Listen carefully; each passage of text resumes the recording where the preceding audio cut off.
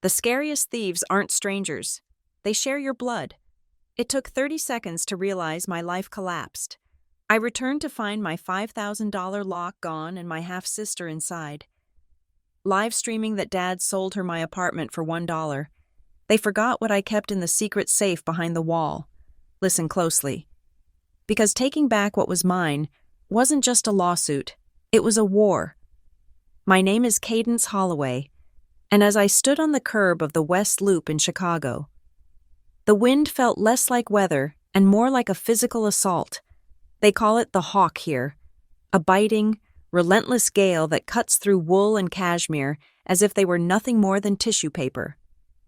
It was 10 at night. The snow was coming down in thick, wet sheets, turning the city into a blur of gray and white. I had just stepped out of a yellow taxi, my leather boots sinking into the slush that had already conquered the sidewalk. I dragged my suitcase from the trunk. It weighed 50 pounds, filled with drafting tools, heavy winter coats, and the exhaustion of a 2-month stint in Europe. I had been in Berlin, salvaging a landscape architecture project that my firm, Aura Zenith, had nearly lost. I had spent 60 days arguing with German contractors, redesigning drainage systems, and sleeping 4 hours a night. I was 29 years old, but tonight, my bones felt ancient. All I wanted was my bathtub. I had a soaking tub made of hammered copper that I had installed myself 3 years ago. I wanted to submerge myself in hot water, smell the sandalwood diffuser I kept on the vanity, and forget that the rest of the world existed. I tipped the driver and watched him speed off, his taillights fading into the storm. I turned toward my building. It was an old industrial printing press that had been converted into lofts in the 90s. I had bought the penthouse unit 5 years ago when it was nothing but a rotting shell. I had poured every cent of my savings into it. I had sanded the original maple floors by hand until my knees bled. I had restored the exposed brick walls, carefully sealing the mortar. That apartment was not just where I slept. It was the physical manifestation of my independence. It was proof that I did not need my father's money or my stepmother's approval to survive in this world.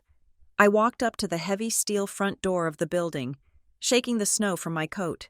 I reached out to press my thumb against the biometric scanner I had installed 6 months ago. It was a top-of-the-line security system, worth $5,000, designed to integrate with the smart home system I had coded myself. My thumb met cold, jagged metal. I stopped.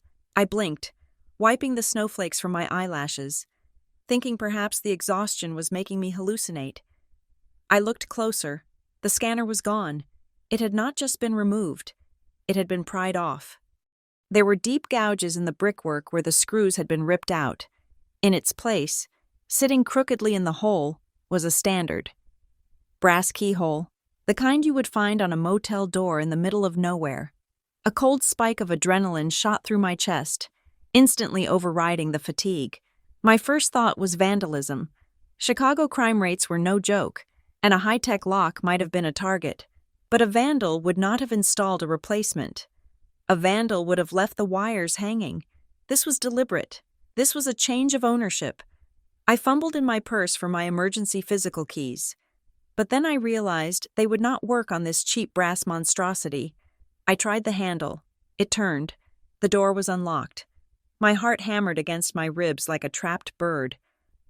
I pushed the door open and stepped into the private foyer that led to my elevator. The air inside should have smelled like the cedar blocks I kept in the closet, and the faint, earthy scent of the potted ficus trees I lined the hallway with. Instead, I was hit by a wall of scent so cloying it made me gag. It smelled like cheap vanilla body spray and burnt hair. I left my suitcase in the foyer and hit the elevator button. I did not need a code anymore. The security panel inside the elevator had been smashed and covered with a piece of duct tape. As the car ascended to the top floor, my mind raced through scenarios. Has the building management changed? Has there been an emergency? The elevator doors slid open directly into my living room. I froze. The space before me was my apartment, but it looked like it had been put through a blender. My living room, which I had designed with minimalist precision, was unrecognizable. My Italian leather sofa, a piece I had waited 6 months to have shipped from Milan, was shoved aggressively into a corner, piled high with boxes. In the center of the room, where my drafting table usually stood, was a chaos of ring lights, tripods, and pink faux fur rugs, the exposed brick walls, the ones I had painstakingly restored to their original terracotta glory, were covered. Someone had hung bright, neon pink tapestries over them. One of them read, "Good vibes only," in a font that made my eyes hurt. "Who is there?" a voice called out. I knew that voice. It was a voice that had grated on my nerves since I was 7 years old. Tiffany walked out of my kitchen. She was 22, but she still carried herself with the petulant arrogance of a teenager who had never been told no. She was holding a wine glass. I recognized the glass immediately. It was a Waterford crystal, a gift from a client, and I recognized the wine inside it. It was a vintage Pinot Noir I had been saving for my 30th birthday. But that was not what made my blood turn to ice. Tiffany was wearing my pajamas, my silk pajamas, the navy blue set. I kept folded in the bottom drawer of my dresser, wrapped in tissue paper. She looked at me, her eyes widening slightly, but she did not look scared. She looked annoyed. "Cadence," she said, taking a sip of my wine. "You are back early. I thought you were in Europe until next week." I stood there, snow melting off my coat and dripping onto the hardwood floor. My brain could not bridge the gap between reality and what I was seeing. "Tiffany," I said, my voice sounding incredibly calm, a stark contrast to the screaming inside my head. "What are you doing in my apartment? And why are you wearing my clothes?" She shrugged, walking over to one of the ring lights and adjusting the brightness. "I am filming. I have a brand deal with a skincare line. And the lighting in my old room was trash. This place has way better natural light in the morning. Or, well, it did, until it started snowing." "Get out," I said. It was not a scream. It was a low, dangerous command. "Put that glass down, take off my clothes, and get out of my house before I call the police." Tiffany laughed. It was a dry, dismissive sound. "Chill out. Cadence. You can't kick me out.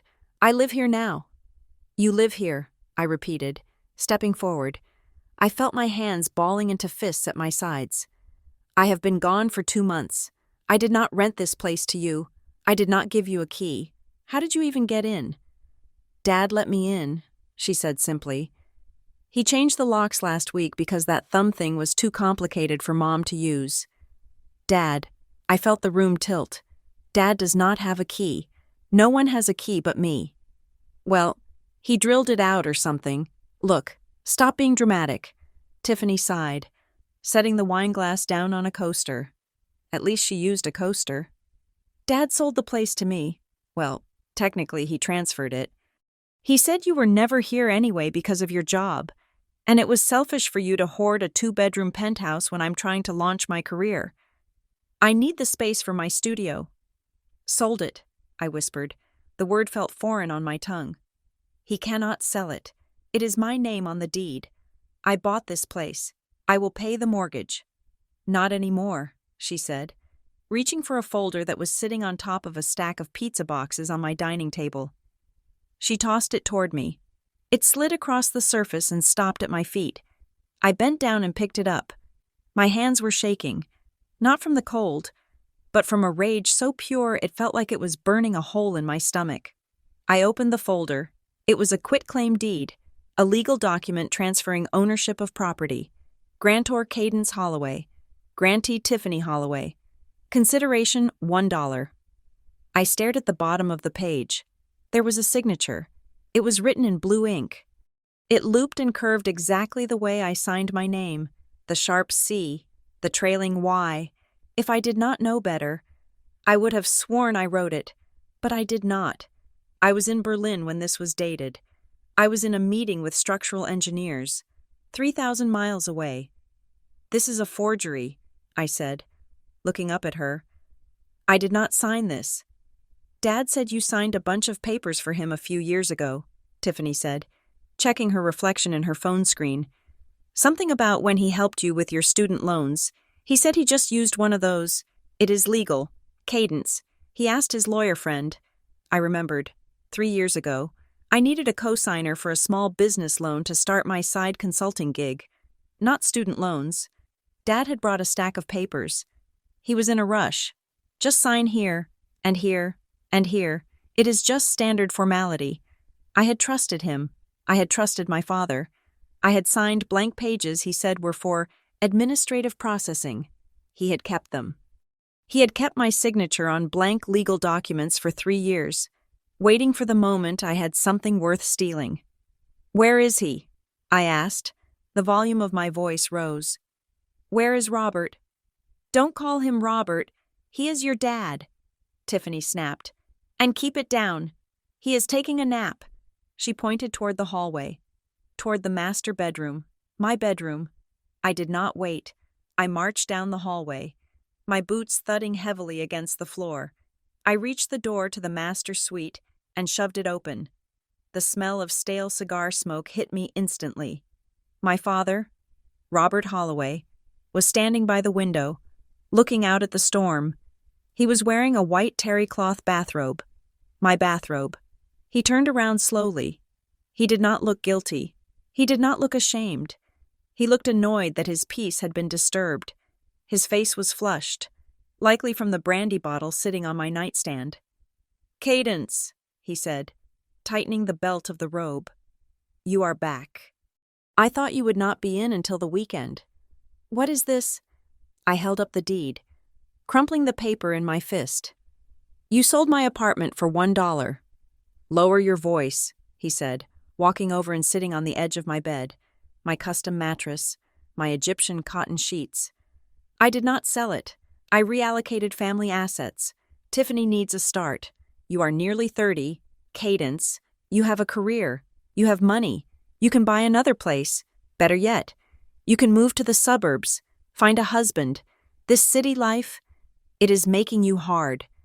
"I paid for this place," I said, my voice trembling with the effort to not scream. "I paid the down payment. I pay the mortgage every month. I paid for the renovation. You did not put a single dime into this apartment." "I raised you," he said, his face hardening. "I fed you. I clothed you. Do you think that was free? You owe this family. Tiffany is your sister. She is struggling to find her path. You should be happy to help her by giving her my home. It is done. Cadence." He waved a hand dismissively. "The papers are filed. The title is transferred. It is her apartment now. And frankly, your attitude right now is exactly why I did it. You are selfish. You always have been." He stood up and walked toward me, looming over me.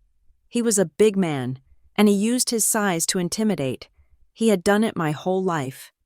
"Now," he said, pointing to the door. "Tiffany has a broadcast or whatever she calls it in an hour. She does not need you making a scene. Pack a bag if you must. But you need to leave. You are trespassing." I stared at him. I looked at the man who had taught me to ride a bike, the man whose approval I had chased for 2 decades.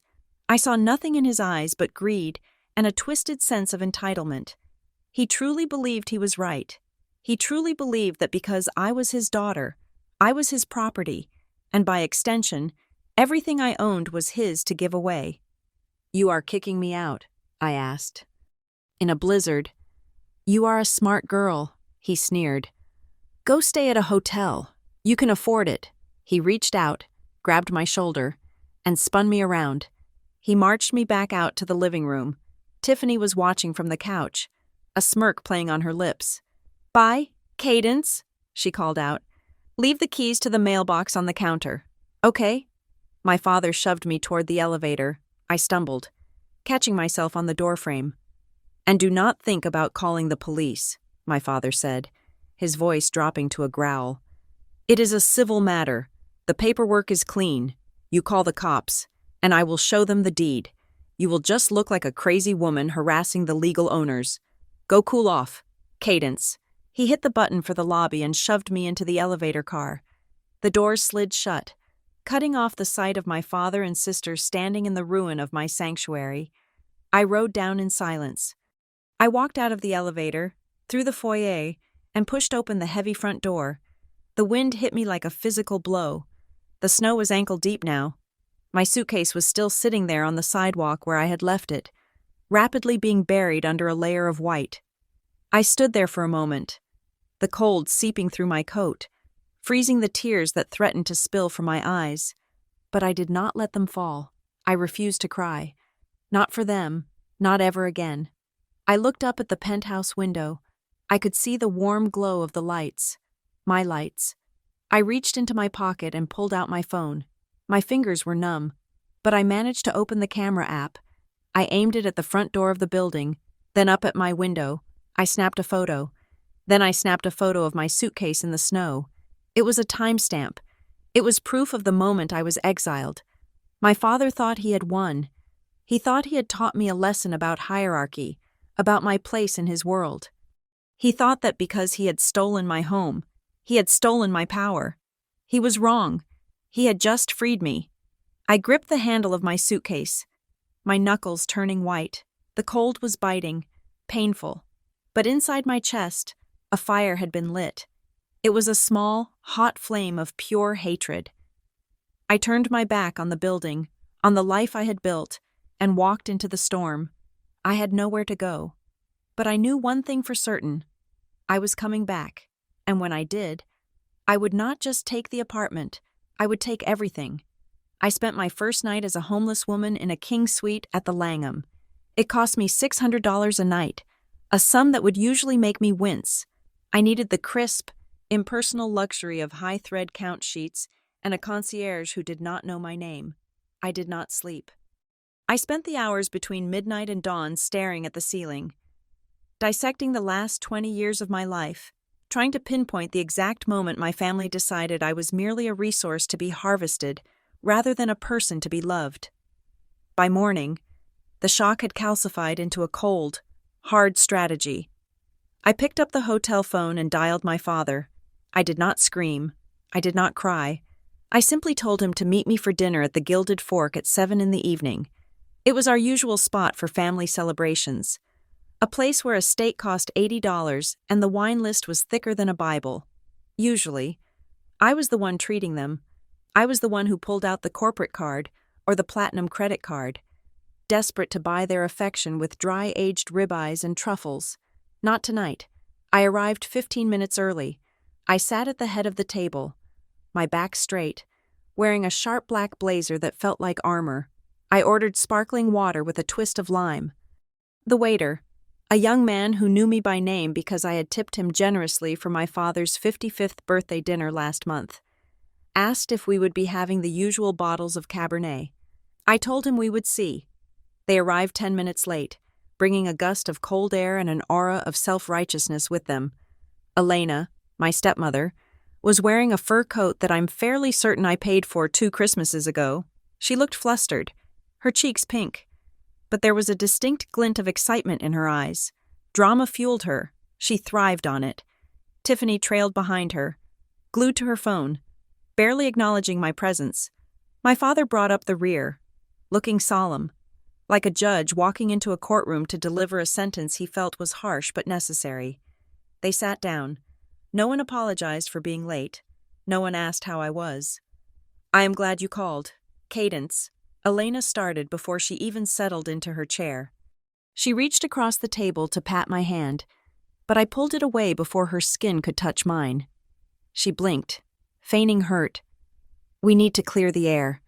This whole situation is just a big misunderstanding of intentions." "There is no misunderstanding," I said, my voice flat. "You stole my apartment." "Stole is such an ugly word," Elena sighed. Signaling the waiter, she ordered the seafood tower and a bottle of the Reserve Merlot without even looking at the price. "We are family. Family shares. Family supports the ones who are struggling. You have done so well for yourself. Cadence, you are a partner at your firm. You have stocks. You travel to Europe. Look at you. Sitting here in this expensive suit. You are thriving. And because I work hard, I deserve to be robbed?" I asked. My father cleared his throat. He unfolded his napkin with slow, deliberate movements. "It is not robbery. Cadence. It is equity. You are the oldest. You have always been the strong one. You are independent. You could lose everything tomorrow and build it back up in a year. I know that about you." He paused, waiting for me to take it as a compliment. I remained silent. "Tiffany is different," he continued, gesturing to my sister, who was busy photographing the breadbasket. "She is fragile. She needs stability.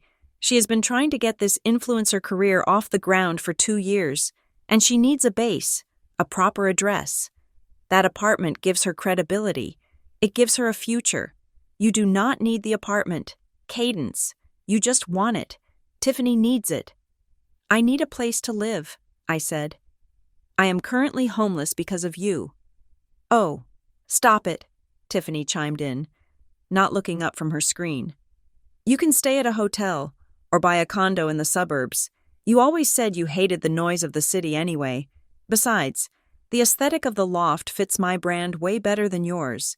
You were wasting that natural light on drafting tables." I looked at the waiter pouring the wine. The red liquid swirled in the glass, looking disturbingly like blood. "How did you do it?" I asked, turning my gaze back to my father. "The deed, the signature. I know I did not sign it.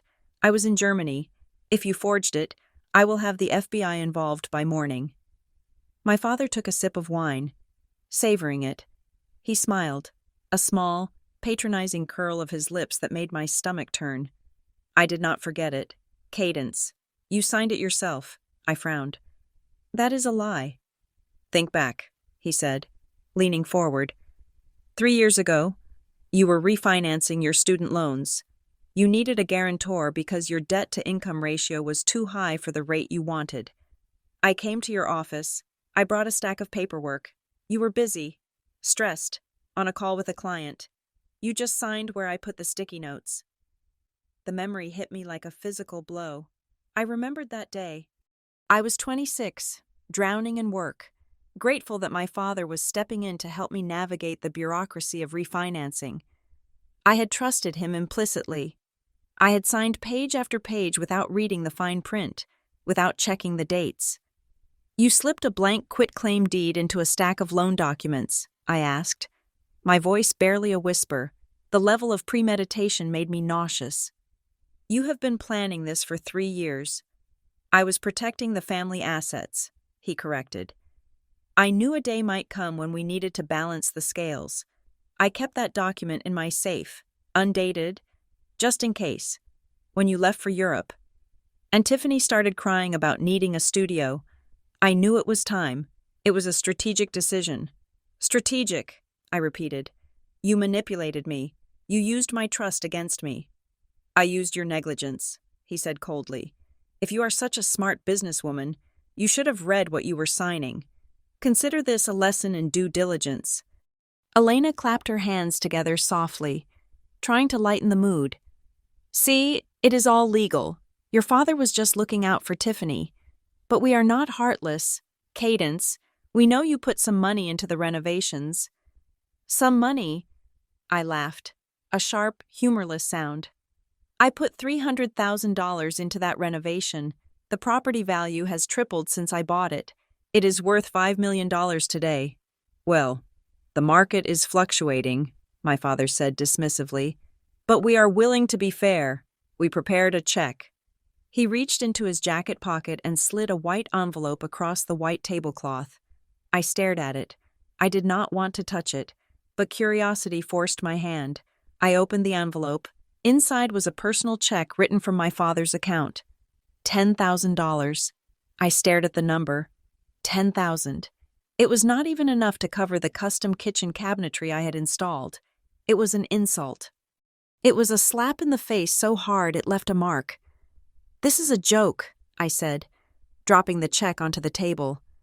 "This does not even cover my furniture." "Your furniture is old," Tiffany said, finally grabbing a piece of bread. "I am going to have to pay to have a lot of it hauled away. Honestly, you should be paying me for the disposal fee. I have a partnership with a modern decor brand starting next week. I need the place empty. Cadence, I promise my followers a full empty house tour on Friday. You have 48 hours to get the rest of your junk out. Whatever is left on Saturday morning goes into the dumpster." Friday. I looked at her. Today is Wednesday. Exactly, she said. So you better hurry. I cannot have your dusty old books ruining my shot. I looked around the table. Elena was beaming, thinking the matter was settled. Tiffany was bored, already mentally decorating my home. My father was calm, arrogant, believing he had outsmarted me. Don't be a brat, Cadence, my father warned, his voice dropping an octave. Take the money. It is more than you deserve after the way you spoke to me yesterday. If you walk away now, you get nothing. I looked him in the eye. For the first time in my life, I did not see a father. I saw a failed businessman, a gambler, a man so insecure he had to cannibalize his own child to feel powerful. You think you won, I said, my voice steady and loud enough for the tables around us to hear. You think because you have a piece of paper with my signature from 3 years ago, you own me. You think because you planned this while I was out of the country, I am helpless. Sit down, my father hissed. No, I said. You wanted to balance the scales, fine. Let us balance them. You just stole a $1.5 million apartment. You just admitted to entrapment and fraud in front of witnesses, even if you think you are clever. You have absolutely no idea what I am capable of when I stop trying to be your good daughter. You are making a scene, Elena whispered, looking around nervously. I am not making a scene, I said, slinging my bag over my shoulder. I am making a promise. You want the apartment, keep it for now. Enjoy the house tour. Tiffany, take really good pictures, because you have just started a war that none of you can afford. You are bluffing, Tiffany scoffed. You do not have the guts, I smiled. It was not a nice smile. Enjoy the Wagyu. It is the best in the city. I turned on my heel and walked away. Cadence, my father barked. Come back here. Who is paying for this? I did not stop. I walked straight past the maitre d', who smiled and nodded at me. Put table 4 on their own tab tonight. Henri, I said as I passed him, I am not covering it. Of course, Ms. Holloway, Henri replied. I pushed through the heavy revolving doors and stepped out into the cold Chicago night. Behind me, through the glass windows of the restaurant, I could see my father arguing with the waiter, his face turning a deep, angry shade of purple. The bill for that dinner would be at least $600. It was a drop in the ocean compared to what they stole from me, but it was the first time in 10 years I had refused to pay for their indulgence. It felt good, but this was just the appetizer.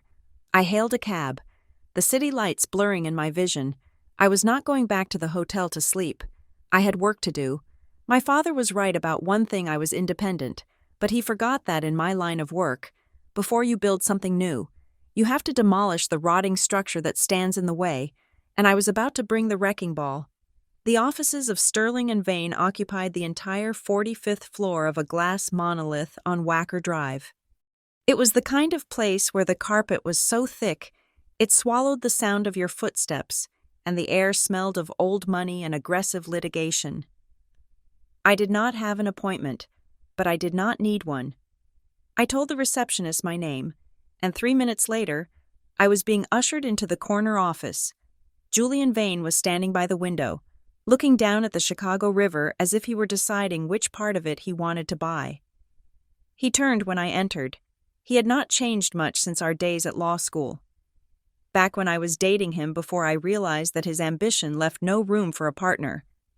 He was still handsome in a sharp, predatory way, with eyes that assessed your value in seconds. He was wearing a navy 3-piece suit that probably cost more than my first car. Cadence, he said, not smiling. Julian never smiled, unless he was closing a deal or destroying an opponent. You look like you have been through a war. I am starting one, I replied, sitting down in the leather chair opposite his desk. And I need the meanest lawyer in the city. That is why I came to you. He sat down, lacing his fingers together. I am listening. I laid it all out. The trip to Europe, the lock, the quitclaim deed, the dinner at the Gilded Fork, the check for $10,000. I spoke for 10 minutes straight, keeping my voice clinical, presenting the facts as if they were happening to a client and not to me. Julian listened without interrupting, his face an unreadable mask. When I finished, I slid the photos I had taken of the documents across his desk. He picked them up, studying the image of the quitclaim deed on his tablet. He zoomed in, his eyes narrowing. "The signature is yours," he said flatly. "I signed a blank stack of documents 3 years ago," I explained. "For a loan application. My father kept them." "That is reckless. Cadence," he said. But there was no judgment in his voice, only analysis. "But not uncommon with family. The problem is, proving he held on to it for 3 years is difficult. It becomes a, he said, she said situation. However, the law is in the details." He tapped the screen. "Look at the notarization." I leaned in. I had been so focused on my own signature that I had barely looked at the stamp at the bottom. State of Illinois, Cook County, Notary, Public Arthur P. Miller. Julian read aloud. "Do you know him?" "Arthur." I let out a sharp breath. "Yes, he is my father's golf partner. They play at the country club every Sunday." "Interesting," Julian said, standing up and walking over to his bookshelf. He pulled out a thick legal volume but did not open it. He just held it, as if weighing a weapon. "For a quitclaim deed to be valid, the grantor, that is you, must sign in the presence of the notary. You were in Berlin when this document was dated and stamped." Arthur Miller notarized a signature for a person who was 4,000 miles away. That is not just a procedural error. Cadence. That is official misconduct. That is fraud. "So we can avoid the deed?" I asked, feeling a flicker of hope. "We can do more than that," Julian said, returning to his desk. "But before we start firing cannons, we need to look at the rest of the battlefield. Give me your social security number. I want to pull the property records and your credit report right now." I gave it to him. He typed rapidly on his keyboard, the silence in the room heavy and suffocating. After 2 minutes, he stopped typing. He stared at the screen, and for the first time, I saw a flicker of genuine surprise on his face. "My God," he whispered. "He really did a number on you." "What?" I asked, gripping the arms of my chair. "What is it?" "The deed is recorded," Julian said, his voice dropping. "According to the county recorder, Tiffany Holloway is the legal owner of the penthouse. But Cadence, look at the mortgage." He turned the monitor toward me. I scanned the lines of data, trying to make sense of the legalese, and then I saw it. Primary mortgage holder Cadence Holloway. Outstanding balance, $840,000. "I do not understand," I said. "If he transferred the title, the mortgage should have been paid off or refinanced in Tiffany's name. That is the due on sale clause." "Usually, yes," Julian said, his eyes cold. "But banks are big, slow machines. If no one tells them the title has changed, and the monthly payments keep coming, they do not notice. Your father transferred the ownership to Tiffany, but he left the debt with you." The room seemed to spin. "Wait, are you telling me that Tiffany owns my apartment, but I am still the one who has to pay for it?" "It is the perfect trap," Julian said, admiration and disgust warring in his tone. "If you stop paying the mortgage, the bank will foreclose. Your credit is ruined. You go bankrupt. But Tiffany, she just loses a free house. She has no skin in the game. But as long as you want to save your credit score, or fight for the house, you have to keep paying the mortgage on a property you cannot enter." "How did I not know?" I asked, my voice trembling. "I get letters. I get statements." Julian tapped a few more keys. He accessed your online banking portal. It looks like a request was submitted 3 weeks ago to change the mailing address for all correspondence to a P.O. box in Schaumburg. Did you authorize that?" "No," I said. "He must have used the old power of attorney form from the loan application years ago. He kept that too." "This is not just theft," Julian said, leaning back. "This is financial enslavement. He has tethered you to a sinking ship and handed the life raft to your sister." I sat there, numb. It was evil. It was purely mathematically evil. My father had not just taken my home, He had engineered a way to force me to pay for his theft for the next 30 years. "So what do we do?" I asked. "Do I sue for the title?" "We could," Julian said. "We could file a civil suit to quiet the title. We argue notary fraud. We argue the lack of consideration. It would take 18 months, maybe 2 years. During that time, Tiffany lived there. You pay the mortgage, and at the end, maybe a judge will give you the house back. 2 years." I shook my head. "I cannot wait 2 years. They will destroy the place." "Or," Julian said, and the air in the room shifted. It became sharper, more dangerous. "We go for the nuclear option." "What is the nuclear option?" "We do not sue for the house," Julian said softly. "We go to the state's attorney. We report the notary fraud. We report the identity theft regarding the bank address change. We report the mortgage fraud. Because transferring title without notifying the lender is a breach of contract, but doing it to saddle someone else with debt. That is criminal fraud. We put your father and Arthur Miller in handcuffs." I went silent. "Handcuffs? My father is in prison." "He is my father, Julian," I said, the words tasting like ash. "I hate him right now, but prison—" "He did not hesitate to ruin you, Cadence," Julian countered. "This was not a mistake. This was a calculated strike. He looked at your life and decided it was his to harvest. But I understand. It is a big step. Once we pull that trigger, there is no going back. The family is dead." "Let me think," I said. I need a minute," Julian nodded. "Take your time. But while you are thinking, you might want to see what the new owner is doing with your asset." He picked up his tablet again and opened Instagram. He pushed it across the desk to me. It was a video posted 10 minutes ago.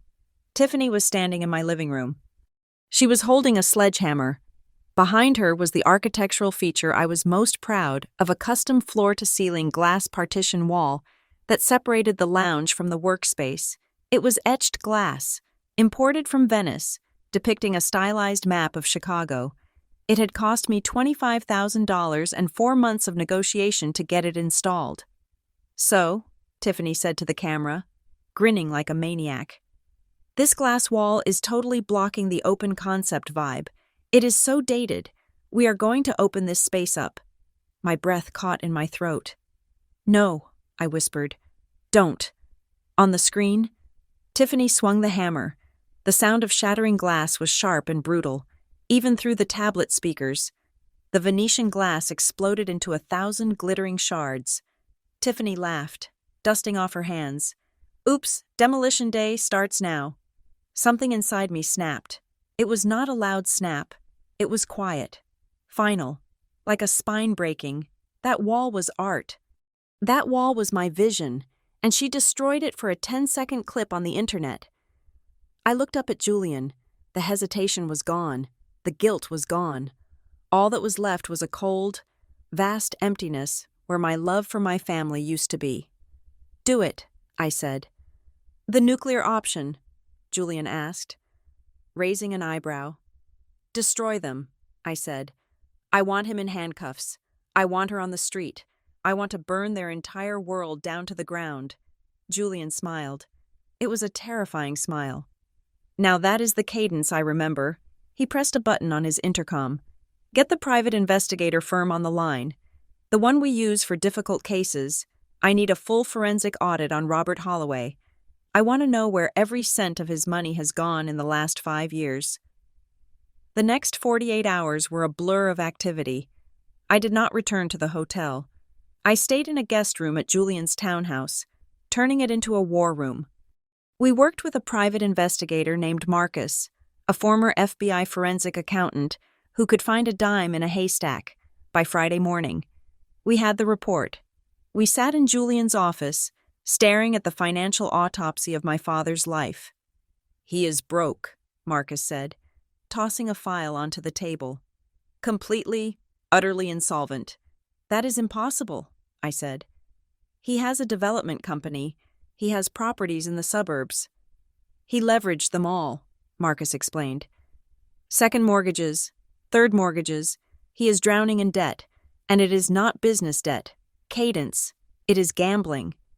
Gambling. Online poker, sports betting, high-stakes backroom games in Chinatown. Marcus listed them off. He has lost $4 million in the last 5 years. He has been robbing Peter to pay Paul, moving money between accounts to hide the hemorrhaging. But the music stopped about 2 months ago. The sharks started circling. He needed a lifeline. So he stole my apartment, I said, piecing it together. But how does that help him? He gave it to Tiffany for $1. He did not sell it for cash. That is what I thought too, Marcus said. So I looked at Tiffany's accounts. She is not just an influencer. She is a conduit. He opened another folder. Tiffany has been receiving large deposits from a shell company in Delaware. Consulting fees, $5,000 here, $10,000 there. It looks like legitimate income from her social media work. But look where the money goes immediately after it hits her account. He pointed to the outgoing transfers. Transfer to R.H. Consulting Group. R.H., I whispered. Robert Holloway. Exactly, Julian said. It is a laundering scheme. We suspect the money coming into Tiffany's account is actually loan shark money or illicit funds that Robert is trying to clean. Or, perhaps, Tiffany is actually making some money, and he is siphoning it off. But here's the kicker regarding the house. Marcus tapped the page. 2 days before the deed transfer, there was a deposit into Robert's account for $50,000 from a T. Holloway. It was labeled consulting fee, and then the deed was signed. She paid him, I realized. She paid him $50,000 under the table to get my $1.5 million apartment. It was a fire sale, Julian agreed. Robert needed fast cash to pay off a bookie. Tiffany had some cash from her sponsorships. She wanted the apartment. He wanted the liquidity. They made a deal. You were just collateral damage. I stared at the numbers. They were so cold, so impersonal. My father had sold me out for $50,000. That was the price of his love. That was the price of his integrity. $50,000 to pay off a gambling debt. This changes everything, Julian said, his eyes gleaming. This is not just fraud. This is a conspiracy. This is money laundering. If we give this to the district attorney, they are not just looking at jail time. They are looking at a federal prison.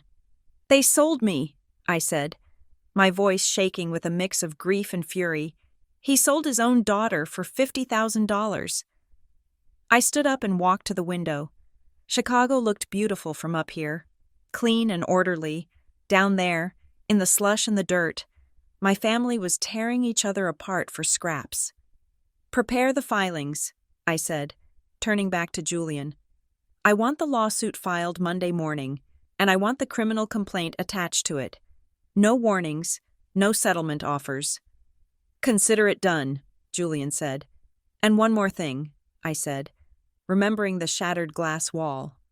I want to freeze their assets. I want to make sure that by the time they realize what is happening, they cannot even buy a cup of coffee. We can file for an emergency temporary restraining order on their accounts. Julian nodded. Cite the fraudulent transfer and the dissipation of assets. A judge will grant it given the evidence of the gambling. Do it, I said. I want them to feel what I felt standing in the snow. I want them to be cold, hungry, and locked out. I picked up my purse. The war had officially begun, and I had the biggest guns. We lived in an era where truth was secondary to perception. If you could filter it, crop it, and caption it with the right hashtags, you could rewrite reality. My sister, Tiffany, understood this better than anyone. She knew that to the world. She was the victim, the plucky underdog, the style icon. I was just the bitter, invisible villain. But she forgot one crucial thing about the internet. It is a double-edged sword, and while she was busy playing checkers with her followers, I was about to teach her how to play chess with the algorithm. I sat in the guest room of Julian's townhouse, surrounded by monitors. It was Saturday morning. On the center screen, Tiffany was live streaming. She had titled the stream, Transformation Saturday Goodbye Ugly Industrial. Hello Chic Sanctuary. I watched. a cold knot forming in my stomach. As she stood in my living room, she was wearing a white painter's jumpsuit that was strategically unzipped to show off a lace bralette. In her hand was a roller dripping with paint. "Okay, guys," she chirped, reading the comments scrolling up the side of her phone screen. "So many of you are asking about these walls. I know, right? They are so gloomy. It is just raw concrete. It feels like a prison. My sister had such a depressing taste. But do not worry. We are fixing it today." She turned to the wall. That wall was original to the building, poured in 1920. I had spent weeks cleaning it, sealing it with a matte finish to preserve the history, the texture, the soul of the architecture. Tiffany slapped the roller against it. The paint was a bright, offensive shade of pink. She called it blush. I called it vandalism. "Bye-bye, gray," she squealed, covering the historic concrete with a thick coat of latex bubblegum. I closed my eyes for a second, feeling a physical phantom pain. It felt like she was painting over my skin, but I did not close the browser tab. Instead, I opened a new window. I had created a burner account 10 minutes ago under the handle Chicago Loft, Enthusiast. It had no profile picture, no followers, and no history. It was a ghost. I began to type. "I love the color. But wait, isn't this building in the historic registry? I thought you needed a permit to paint the original structural walls. Also, I heard a rumor on Reddit that the title is in dispute." I hit enter. The comment flashed up on the screen. It was lost in a sea of "you go girl" and "so aesthetic" comments for about 30 seconds. But then, someone saw it. User 459. "Wait, really? Is she squatting design snob? You absolutely cannot paint sealed concrete in a landmark loft. That ruins the resale value."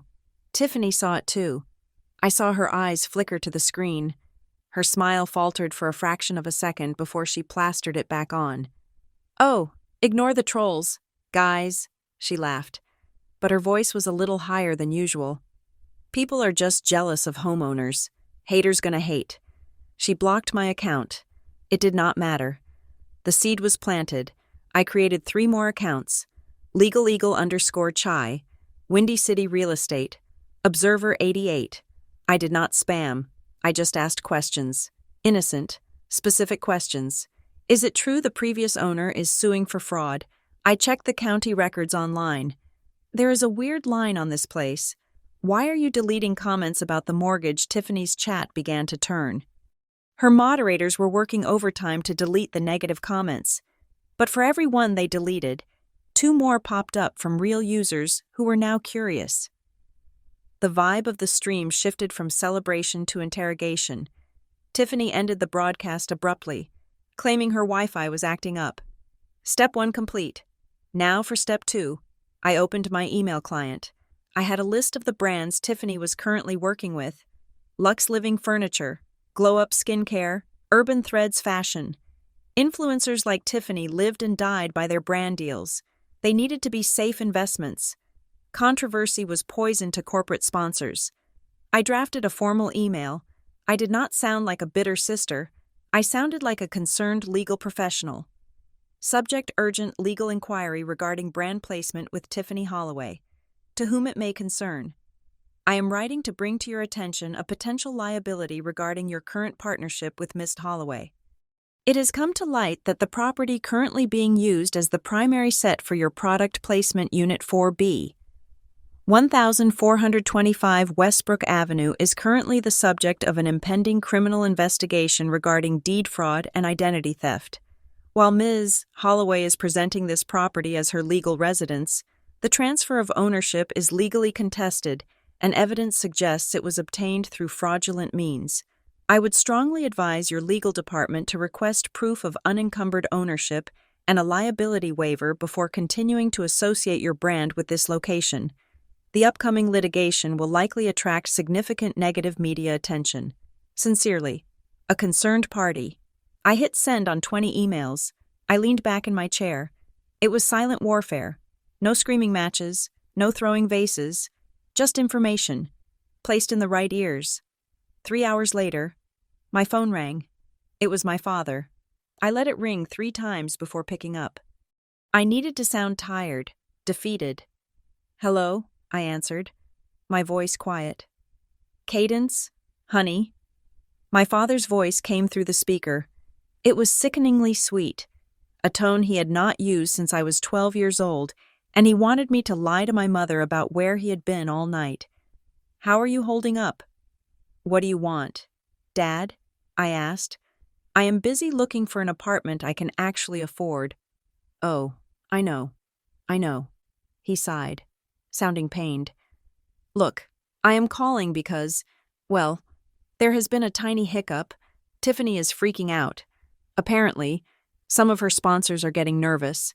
Some trolls online are spreading rumors that she stole the house." "Imagine that," I said dryly. "I know. It is ridiculous." He chuckled nervously. "But these corporate types, they are risk-averse. They want her to send over the deed, which is fine. But they also want a signed statement from the previous owner just confirming the transfer was amicable. You know, just a standard gift confirmation form, to clear the air." I gripped the phone tightly. He wanted me to sign a statement saying I gifted the house. If I signed that, my entire fraud case would collapse. It would be my word against my own signature. He was trying to cover his tracks because the brands were asking questions. "You want me to sign more papers?" I asked, after what happened last time. "Cadence, please," he said, his voice dropping to a conspiratorial whisper. "Do this for your sister. If she loses these contracts, she is ruined. She has already spent the advance money. If you do this, I promise, I will give you $20,000, cash, to help you settle into a new place." He was bribing me with my own money, but this was the opening I needed. "I don't know, Dad," I hesitated, feigning uncertainty. "I am just so tired of fighting. I just want my things. You guys locked me out before I could get my personal files. My tax returns, my hard drives, my portfolio, they are still in the safe." "Is that it?" he asked, relief flooding his voice. "You just want your files?" "Yes," I said. "I will sign your stupid confirmation, but I want to come over there today, right now, and get my files. And I want to get the rest of my clothes. I do not trust Tiffany to pack them." "Done," he said instantly. "Come over. I will be there. Tiffany is there. We can get this sorted out like a family." "Okay," I said. "I will be there in an hour." I hung up. Then I looked at Julian, who was standing in the doorway, a grim smile on his face. "He took the bait?" Julian asked. "Hook, line, and sinker," I replied. "You are ready?" "Almost," I said. I reached into the bag Marcus, the private investigator, had left for me. I pulled out a pair of glasses. They looked like standard, thick-framed prescription glasses, the kind that were trendy with designers.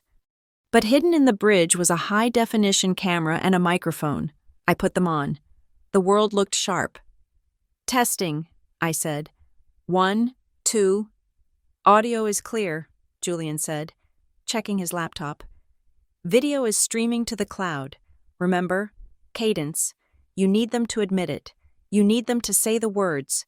Do not lead them too much, or it will look like entrapment. Let them get arrogant." "Arrogance is their default setting," I said. "That will be the easy part." I had one last stop to make before I left. I went to the small refrigerator in the kitchenette and pulled out a small glass vial. I had asked Marcus to procure it for me. It was not illegal. Technically, you could buy them online for training scent detection dogs, bedbugs, Cymex, lectularius, 50 of them.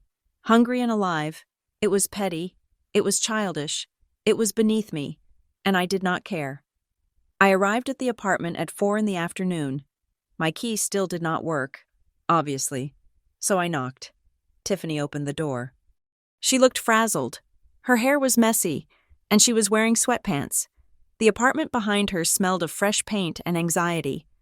"You are here," she said, stepping back. "Did you bring the form?" "Dad has it, right?" I asked, stepping inside. The sight of the pink walls was a physical blow, but I kept my face neutral.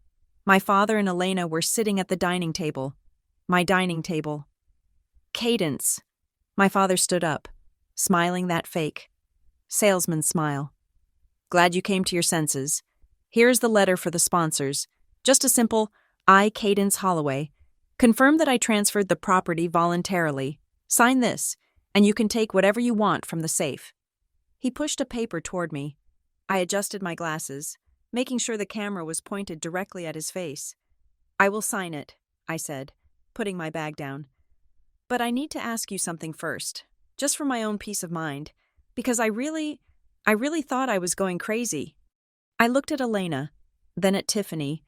Making my eyes wide and watery, I slumped my shoulders, playing the defeated, broken daughter.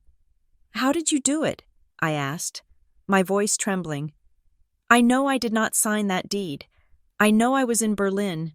Did you hire someone to forge my signature? Just tell me. It does not matter anymore. I am signing this anyway. I just need to know I am not insane. Elena laughed. It was a cruel, high-pitched sound. She was drinking a martini, and judging by her flushed cheeks, it was not her first. Oh, honey, you are not insane, Elena said, swirling her olive. You are just forgetful. We did not forge anything. We are not criminals. Then how? I pressed. You really don't remember? Tiffany sneered, leaning against the counter. God, you were so desperate back then. 3 years ago, the loan application, Dad told you to sign the stack, and you just scribbled your name on everything he put in front of you. You did not even read them. So you slipped the deed in there. I looked at my father. 3 years ago. My father sighed, looking at me with pity. It was a safety net. Cadence. I knew it would get difficult eventually. I had Arthur notarize it last week, but the signature, that is 100% you. We trapped you with your own hand. It was brilliant, really. So Arthur stamped it even though I was not there, I asked. Isn't that wrong? Arthur knows who pays his club membership fees. My father winked. He did me a favor. It is called networking. Cadence, something you would know about if you spent less time staring at blueprints and more time with people who matter. And the bank? I asked, turning to look at the pink wall to hide the triumph in my eyes. Why am I still getting the bills? Because if we told the bank, they would make Tiffany refinance, my father explained, as if he were teaching a toddler. And she does not have the credit score for $1 million loan yet. So, we just adjusted the mailing address. You pay the mortgage for a few more years until Tiffany gets on her feet. Consider it rent for all the years we supported you. Support me, I whispered. I have supported myself since I was 18. Details. He waved his hand. Now, sign the paper. The sponsors are waiting. Right, I said. The paper. I picked up the pen. I held it over the paper. The camera in my glasses captured everything. The confession, the conspiracy, the admission of notary fraud, the admission of bank fraud. It was all there, recorded in high-definition audio and video. Actually, I said, putting the pen down, I think I forgot my ID in my coat pocket. Let me just grab my files from the safe first. I want to make sure they are all there before I sign away my rights. Fine, my father said, annoyed. Hurry up. I walked into the master bedroom, my bedroom.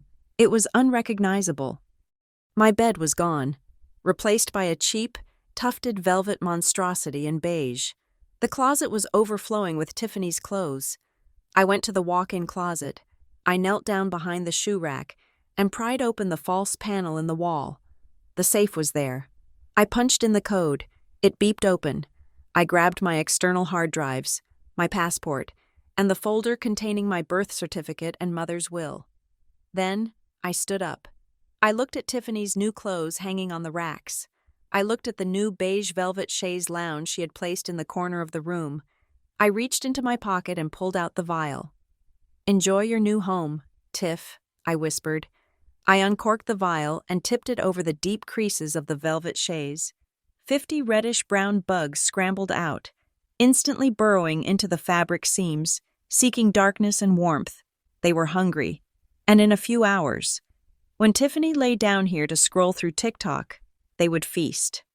Bedbugs are notoriously difficult to get rid of. You usually have to burn the furniture. Sometimes, you have to treat the whole house. It was a petty, destructive plague for a house built on rot. I put the empty vial back in my pocket, grabbed my files, and walked back out to the living room. "Got everything?" my father asked. "Yes," I said. "I have everything I need." "Good. Now sign." He tapped the paper. I looked at him. I looked at Elena. I looked at Tiffany. I felt the weight of the glasses on my nose, knowing the recording was safe. "You know what?" I said, smiling, a real, genuine smile. "I don't think I will. Excuse me." My father stood up, his face darkening. "I am not signing that," I said, "and I'm not confirming anything to the sponsors. In fact, I think I will let them know exactly what you just told me, that you tricked me, that you committed fraud, and that Arthur Miller is a corrupt notary. You little—" My father lunged forward, but I stepped back, holding up my phone. "I would not do that," I said. "I have been streaming this audio to a cloud server since I walked in. Say hi to my lawyer." They froze. The color drained from Elena's face. Tiffany dropped her phone. My father looked like he was having a stroke. "Get out," he whispered, his voice trembling with rage. "Gladly," I said. "Oh, and Tiffany, you might want to check the furniture. I heard this building has a pest problem." I walked out the door. I did not run. I walked. I heard my father screaming behind me, throwing something against the wall. The crash sounded satisfying. I walked down the hallway, into the elevator, and out into the cold Chicago air. I hailed a taxi. "Where to?" the driver asked. "Sterling and Vane Law Firm," I said. "And hurry. I have a movie to show my lawyer." I settled back into the seat. My heart was pounding. But for the first time since I returned from Europe, it was not from fear. It was from adrenaline. I had the confession, I had the evidence, and I had left a little surprise that would make their nights very, very itchy. The media trap was sprung. Now, it was time to close the jaws. Monday morning arrived with the subtlety of a sledgehammer. I was sitting in the war room at Julian's townhouse, surrounded by stacks of legal filings, when my phone vibrated against the mahogany table. It was not a text from a friend or an email from a client. It was a notification from my bank. Alert: automatic mortgage payment failed. Insufficient funds. I stared at the screen, my coffee cup pausing halfway to my lips. That was impossible. I was meticulous with my finances. I kept a separate account specifically for the apartment expenses. A rainy day fund I had established when I was 18 years old. It was a joint account back then, set up with my father so he could transfer my allowance during college. I had simply never removed his name from it. It was one of those administrative tasks that fell to the bottom of the to-do list because I trusted him. I had deposited $40,000 into that account just last month. A bonus from a completed park renovation project. It was enough to cover the mortgage for a year. I opened the banking app, my thumb hovering over the login button. The little loading wheel spun for what felt like an eternity. When the balance screen finally popped up, I felt the blood drain from my face. Balance $0.00. I clicked on the transaction history. There it was. A single transfer was made at 3 o'clock on Saturday morning. Transfer to Robert Holloway. Amount $40,000. He had drained it. He had waited until the banks were closed for the weekend, logged into an account he had not touched in a decade, and wiped me clean. He knew the mortgage payment was due on the 15th. He knew that without that money, the automatic debit would bounce. He was not just stealing from me anymore. He was actively trying to force me into default. My hands shook as I dialed the bank. I spent 20 minutes navigating a labyrinth of automated menus before I finally got a human being on the line. "I am sorry, Ms. Holloway," the representative said, her voice dripping with practiced, bureaucratic sympathy. "Since Mr. Holloway is a joint owner on the account, he has full legal access to the funds. The transfer is valid. We cannot reverse it. He stole it, I said, my voice rising. He emptied the account to make me default on my mortgage. I understand your frustration, she replied. But unless you have a court order stating otherwise, there is nothing we can do. And regarding the mortgage, since the payment failed, a late fee of $200 has been assessed. You have 10 days to bring the account current before we report it to the credit bureaus. I hung up, feeling like I was going to vomit.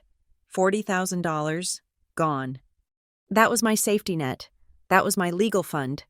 But the nightmare was only beginning. 2 hours later, I walked into the headquarters of Aura Zenith. The glass lobby usually made me feel powerful, a testament to the heights I had reached in my career. Today, it felt like a fishbowl where everyone was watching me drown. I scanned my badge at the turnstile.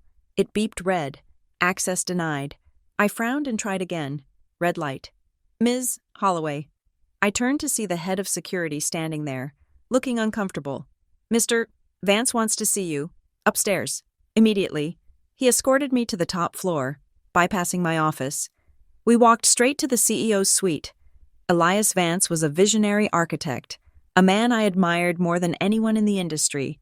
He was currently reviewing the final bid documents for the Millennial Park expansion, a project worth $50 million. I was the lead landscape architect on the bid. It was the project that was supposed to make my career. Elias was sitting behind his desk, looking at a report. He did not offer me a seat. Cadence, he said, his voice grave. We ran the final background and financial checks for the bid this morning. The city requires all lead partners to have a credit score above 750 to be bonded for the project insurance. My stomach dropped. Elias, I can explain. He slid the report across the desk. Your score dropped 100 points overnight. It says here you are over-leveraged, and there is a flag for a potential default on a primary residence, and there is a pending civil litigation involving fraud. My father, I started, my voice tight. He is trying to take my apartment. It is a personal dispute. I am handling it. It does not look like you are handling it. Cadence, Elias said, taking off his glasses. It looks like a mess. The city officials are risk-averse. If they see a lead architect who is battling fraud charges and foreclosure, they will shred our bid. We cannot have that liability. I am the victim here, I pleaded, feeling the heat rise in my cheeks. I am the one being defrauded. In business, perception is reality, Elias said coldly. I cannot put you on the bid. Cadence, I am removing you as lead architect. You can't, I whispered. I worked on this for 8 months. It is my design. I am sorry, he said, though he did not look at it. And until this legal mess is cleared up, I am placing you on unpaid administrative leave. We cannot risk the firm's reputation being dragged into a family feud. Fix this, Cadence, or do not come back. I walked out of the office in a daze. In the span of 4 hours, my father had stolen my savings and destroyed my career. I took the elevator down to the parking garage, sat in my car, and screamed. I screamed until my throat was raw. He was systematically dismantling my life. He did not just want the apartment. He wanted me broken. He wanted me destitute, unemployed, and desperate. He wanted me to crawl back to him, begging for help, so he could play the benevolent patriarch and save me on his terms. He wanted to own me again. I wiped my eyes. I looked at myself in the rearview mirror. I looked wrecked. But beneath the tears, I saw something else. I saw the same cold resolve that had gotten me through architecture school while working 2 jobs. He wants to play with money, I whispered to the empty car. Fine, let's talk about money. I drove back to Julian's townhouse. The house was quiet. Julian was at court. I went into the war room and started pulling boxes off the shelves. I needed the mortgage documents. I needed the insurance policy. If my father wanted to use the fine print to destroy me, I would find a line in that fine print to hang him with. I spent 6 hours reading. I read every clause, every addendum, every footnote of the mortgage agreement and the homeowner's insurance policy. My eyes burned, my head throbbed. And then, at 4 o'clock in the afternoon, I found it. It was a small paragraph on page 32 of the insurance policy under Conditions of Coverage. Clause 14b. Change of interest. This policy shall be void if any change, other than by the death of an insured, takes place in the interest, title, or possession of the subject insurance without the consent of the company endorsed hereon. And right below it, under exclusions, the company shall not be liable for loss or damage arising out of or resulting from any dishonest or criminal act committed by the insured or any partners in the property. I sat back, a slow, dangerous smile spreading across my face. My father had transferred the title to Tiffany without notifying the insurance company. That was a breach of Clause 14b. But more importantly, by filing a lawsuit accusing them of fraud and theft, I had officially labeled the transfer as a dishonest or criminal act. Insurance companies hate risk. But they hate fraud even more. If they knew the property was the subject of a criminal investigation and a title dispute, they would drop the policy faster than a hot potato.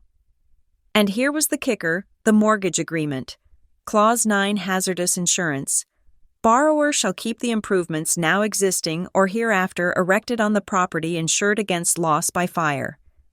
If borrower fails to maintain any of the coverages described above, lender may obtain insurance coverage at lender's option and borrower's expense, or declare the immediate full payment of the secured debt. If the insurance was canceled, the bank would be notified immediately. They would demand a new policy within days. If one was not provided, they would initiate foreclosure proceedings. But here was the beauty of it.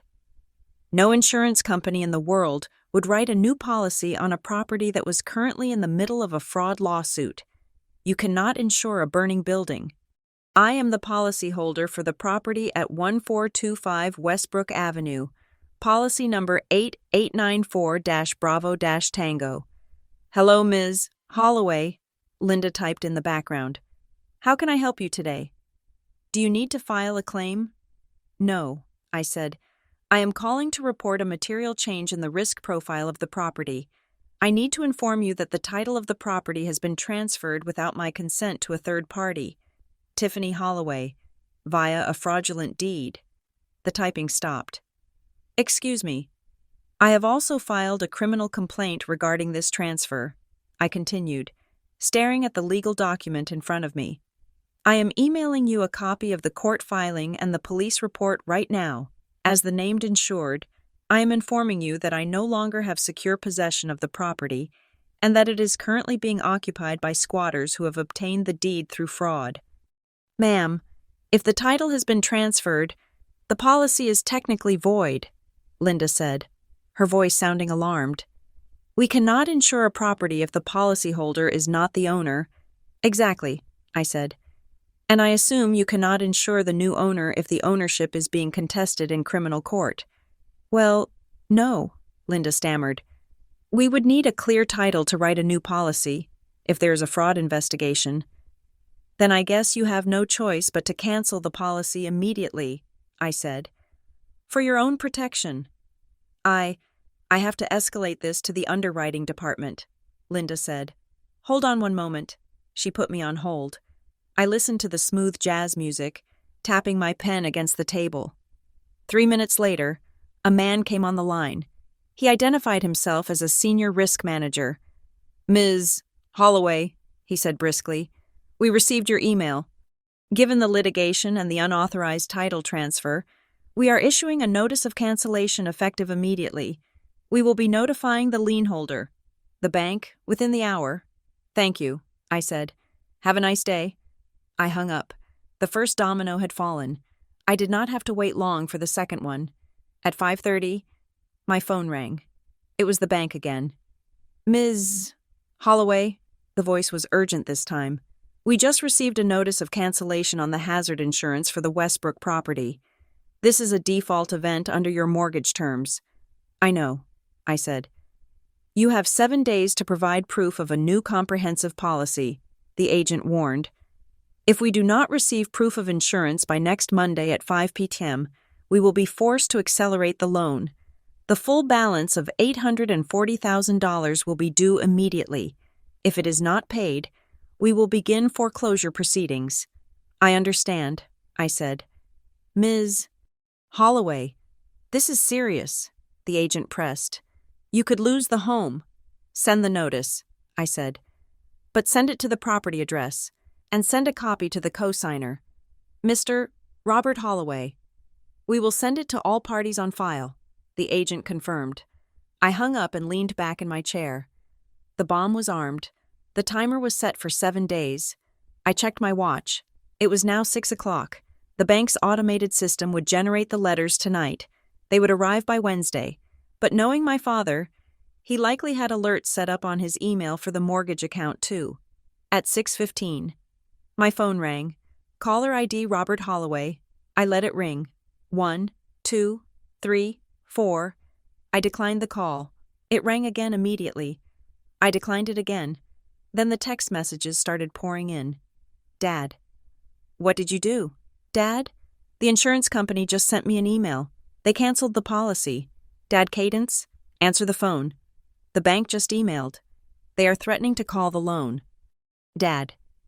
Are you insane? If they foreclose, we lose the equity. The apartment is gone.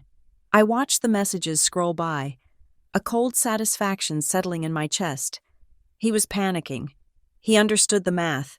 If the bank foreclosed, they would sell the apartment at auction for a fraction of its value to cover the debt. The $1.5 million asset he had stolen would evaporate.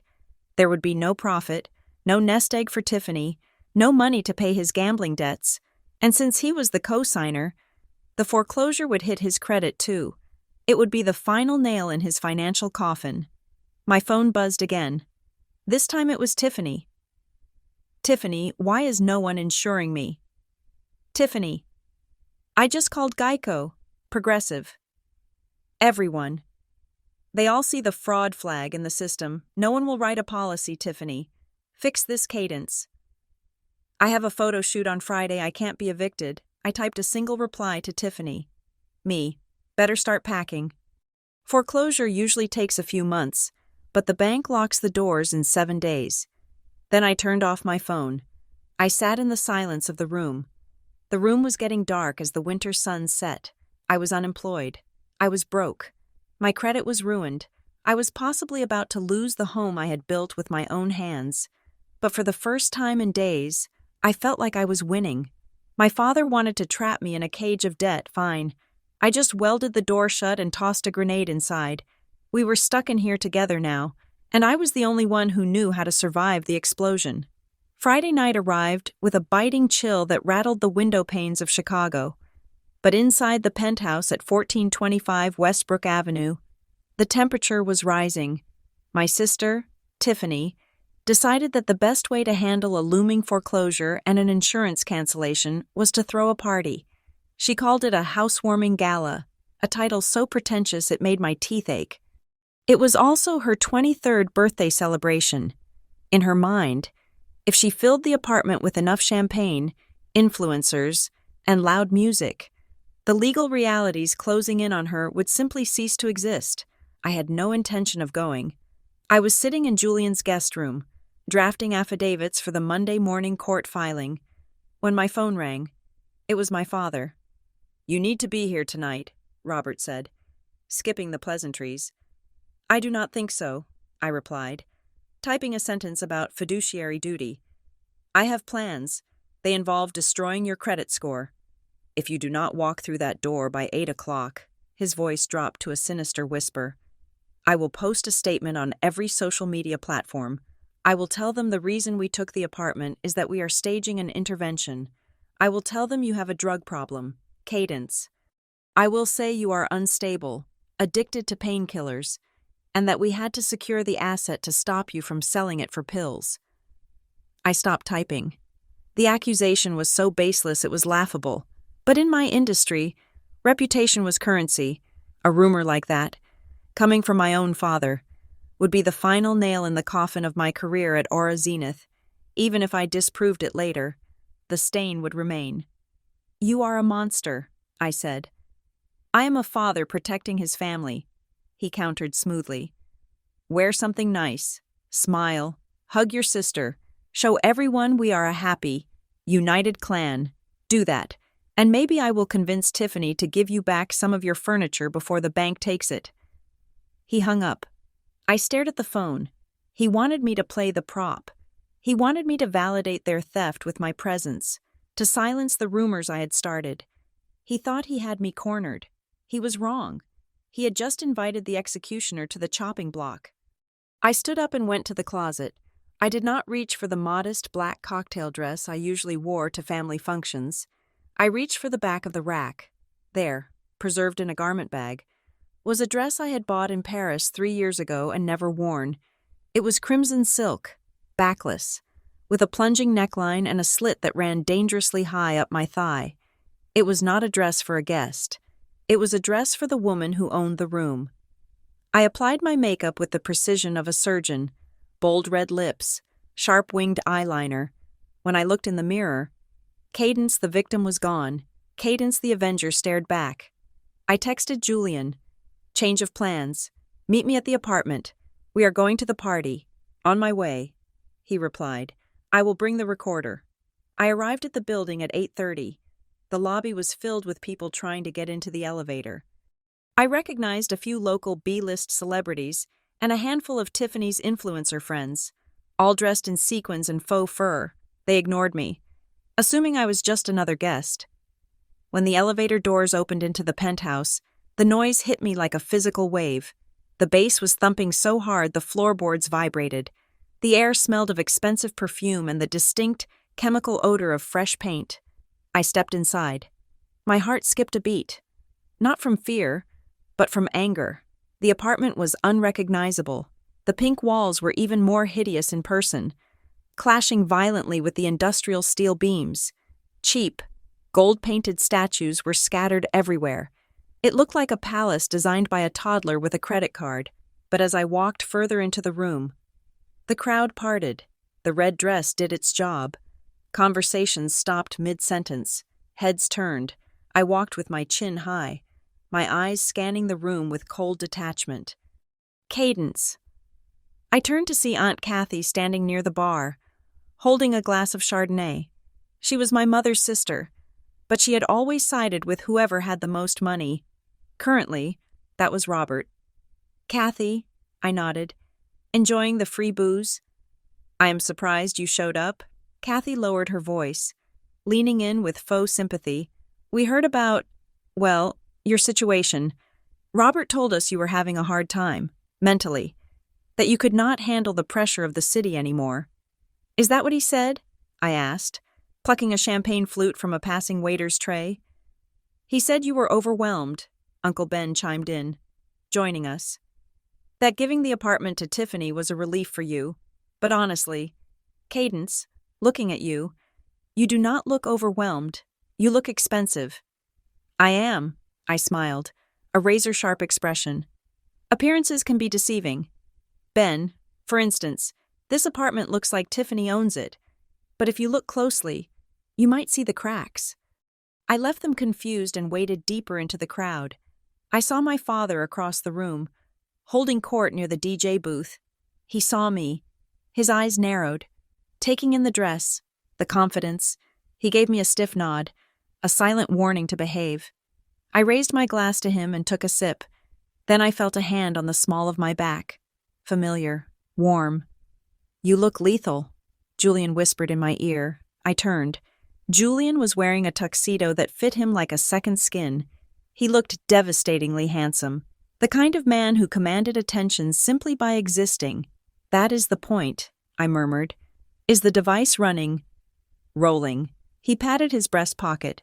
Where is our target? By the kitchen island, I said, nodding toward a balding man in an ill-fitting gray suit who was laughing too loudly at his own jokes. Arthur Miller. He is on his 4th scotch. Perfect, Julian grinned. Time to go fishing. You stay here. They look beautiful and threatening. I will go make a new friend.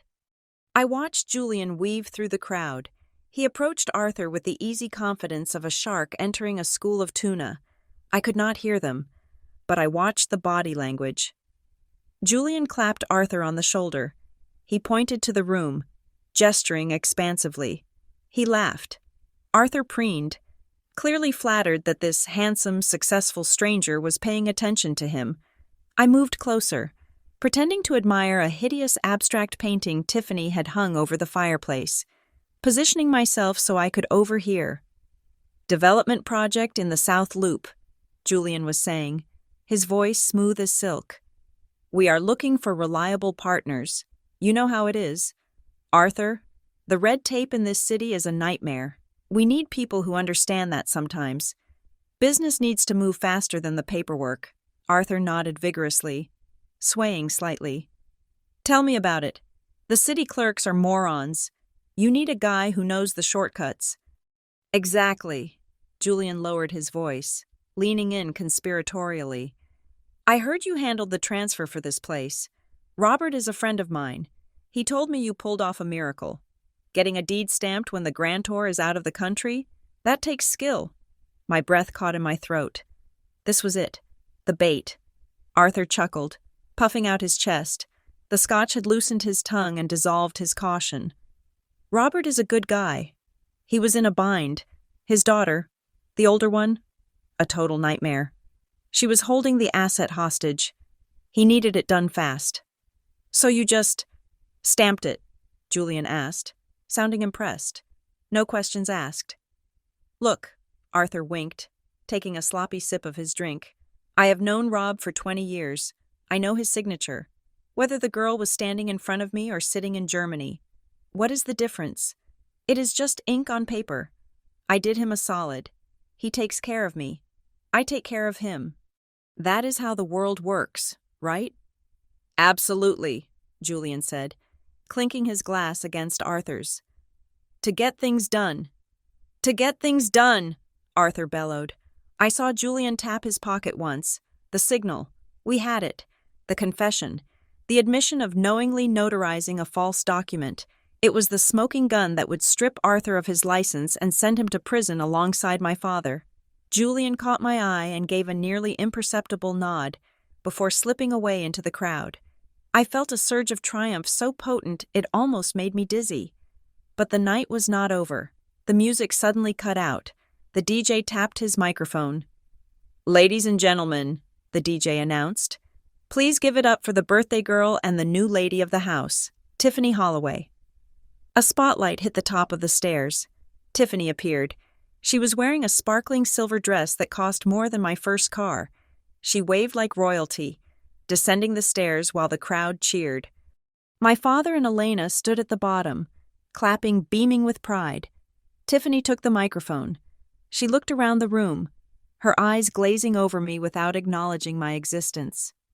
"Thank you all for coming," she squealed. "Oh my God, I am so emotional right now. This apartment, it is a dream come true. I have worked so hard to manifest this." I scoffed audibly. A few people near me turned to look. "And I have to thank the two most amazing people," Tiffany continued, tearing up.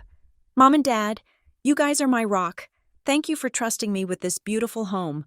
I promise I will fill it with love and good vibes. We love you." "Princess," Robert shouted, raising his glass. "And," Tiffany added, her voice turning syrupy, "I want to thank my sister, Cadence. I know she's here somewhere. Thank you for passing the torch. I know this place was a bit of a fixer-upper when you had it, but do not worry. I am going to make it shine."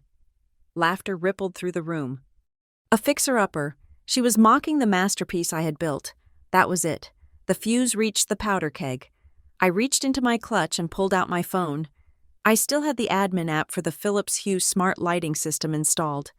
My father had changed the physical locks and the Wi-Fi password, but he had forgotten to reset the physical bridge connected to the router. As long as I was on the local network, which I was, thanks to a guest password, I had overheard someone mention I still had control. I opened the app. Zone living room. I slid the brightness bar to 0. Instantly, the entire apartment plunged into pitch darkness. The music stopped. The crowd gasped. Screams of surprise echoed off the concrete ceiling. "What happened?" Tiffany's voice shrieked from the darkness. "Dad, The power went out. "Stay calm, everyone," Robert shouted. "Just a blown fuse." I did not wait. I knew this apartment by heart. I navigated the darkness with the grace of a panther. Moving toward the small stage where Tiffany stood, I stepped up beside her. I tapped the screen on my phone again. Scene spotlight. A single, blindingly bright beam of light shot down from the track lighting above. But it did not hit Tiffany. It hit me. I stood there in my blood-red dress, glowing like a vengeful deity in the center of the darkness. Tiffany let out a yelp and stumbled back. Nearly tripping over her heels, the room went dead silent. 300 people stared at me. I reached out and plucked the microphone from Tiffany's limp hand. "Testing," I said. My voice was calm, amplified, filling every corner of the silent loft. 1, 2, I looked out at the crowd. I saw my father's face in the shadows, frozen in a mask of horror. I saw Elena clutching her pearls. I saw Arthur Miller looking confused and sweaty. "I apologize for the interruption," I said, my voice smooth as velvet. But since my sister decided to thank me, I thought it was only polite to respond. I turned to look at Tiffany, who was trembling in the shadows next to me. "You called this a fixer-upper, Tiffany," I said. "Funny, the bank appraisal from last month valued it at $1.5 million. But I suppose when you pay $1 for something, it is hard to appreciate its value." A ripple of murmurs went through the crowd. "Cadence! Stop this!" my father roared from the floor. "Cut the mic." "No, Rob," I said, using his first name. It sounded like a slap. "You threatened to tell everyone a story about me tonight. You wanted to talk about addiction. Let us talk about addiction. Let us talk about a gambling addiction that cost a man $4 million. Let us talk about an addiction to appearances that made a father steal his daughter's home to pay off a bookie." The silence was now suffocating. You could hear a pin drop. "This is not a housewarming," I continued, scanning the faces of my relatives, the influencers, the hangers-on. "And it is not a birthday party. This is a crime scene." I locked eyes with Arthur Miller in the crowd. "Mr. Miller," I said pleasantly, "I hope you enjoyed the scotch. My lawyer recorded your little chat about the notary stamp. I imagine the state's attorney will find it fascinating on Monday morning." Arthur turned pale. Dropping his glass, it shattered on the floor, the sound echoing like a gunshot. "And to everyone else," I said, turning back to the crowd, "enjoy the champagne, drink it all, because as of 5 o'clock today, the insurance on this building has been canceled due to fraud. The bank has initiated foreclosure, and by next week, the only people in this apartment will be federal agents." I dropped the microphone. It hit the floor with a deafening thud. "Thank you for coming to Tiffany's farewell party," I said, my voice projecting clearly even without the mic. "I will see you all in court." I tapped my phone one last time. Scene blackout. The light died. The room was plunged back into darkness. Chaos erupted. People were screaming, shouting, fumbling for their phones to use as flashlights. I used the confusion to slip off the stage and move toward the exit. I knew the path perfectly. 3 steps right, 5 steps forward. Turn left at the kitchen island. I felt a hand grab my arm in the dark. "You bitch!" Tiffany hissed. I shook her off effortlessly. "Check the sofa. Tiffany," I whispered in the dark. "I think the bedbugs are waking up." I pushed through the front door and stepped out into the hallway, just as the emergency lights flickered on, bathing the corridor in an eerie red glow. Julian was waiting for me by the elevator, holding the door open. He was grinning like a maniac. "That," Julian said as I stepped inside, "was the most magnificent thing I have ever seen." "Did we get the recording?" I asked, leaning against the elevator wall, my legs suddenly feeling weak as the adrenaline crashed. "Crystal clear." Julian tapped his pocket. "We have them. Cadence. We have them all." The elevator doors slid shut, sealing off the sound of my family's destruction. I closed my eyes and took a deep breath. It was done. The declaration of war had been delivered. Now, the slaughter could begin. Monday morning did not begin with coffee. It began with the rhythmic, heavy thud of a court clerk's stamp hitting paper. It was a sound I had come to appreciate more than music. It was the sound of consequences arriving. I stood next to Julian in the clerk's office at the Richard J. Daley Center at 9 o'clock sharp. We were the first in line. Julian handed over a stack of documents 3 inches thick. These were not just civil complaints. They were a demolition order for the Holloway family legacy. We filed a lis pendens against the property at 1425 Westbrook Avenue, effectively screaming to the world that the title was in dispute and rendering the apartment unsellable. We filed a civil suit for quiet title, fraudulent conveyance, and intentional infliction of emotional distress. But the heavy artillery was in the second folder. This was the criminal complaint. We submitted the sworn affidavits, the forensic accounting report showing the money laundering, and the audio recording of Arthur Miller admitting to notary fraud. We formally accused Robert Holloway, Tiffany Holloway, and Arthur Miller of conspiracy to commit wire fraud, bank fraud, and forgery. "It is done," Julian said as we walked out of the courthouse into the gray Chicago morning. "The judge signed the emergency asset freeze order 20 minutes ago. By the time your father tries to buy his morning bagel, his cards will be declined." I checked my watch. It was 9:30. How long until they find out? The banks are notifying them right now. Julian checked his phone. And since we flagged the accounts for suspicious activity related to a federal crime, the freeze is total: checking, savings, investment portfolios, even Tiffany's Venmo account. If it is attached to their social security numbers, it is nice. I felt a cold thrill run down my spine. It was cruel. It was necessary. I went to a coffee shop across the street to watch the fallout remotely. I did not have to wait long. At 10:15, my phone lit up with a notification from Instagram. Tiffany had posted a story.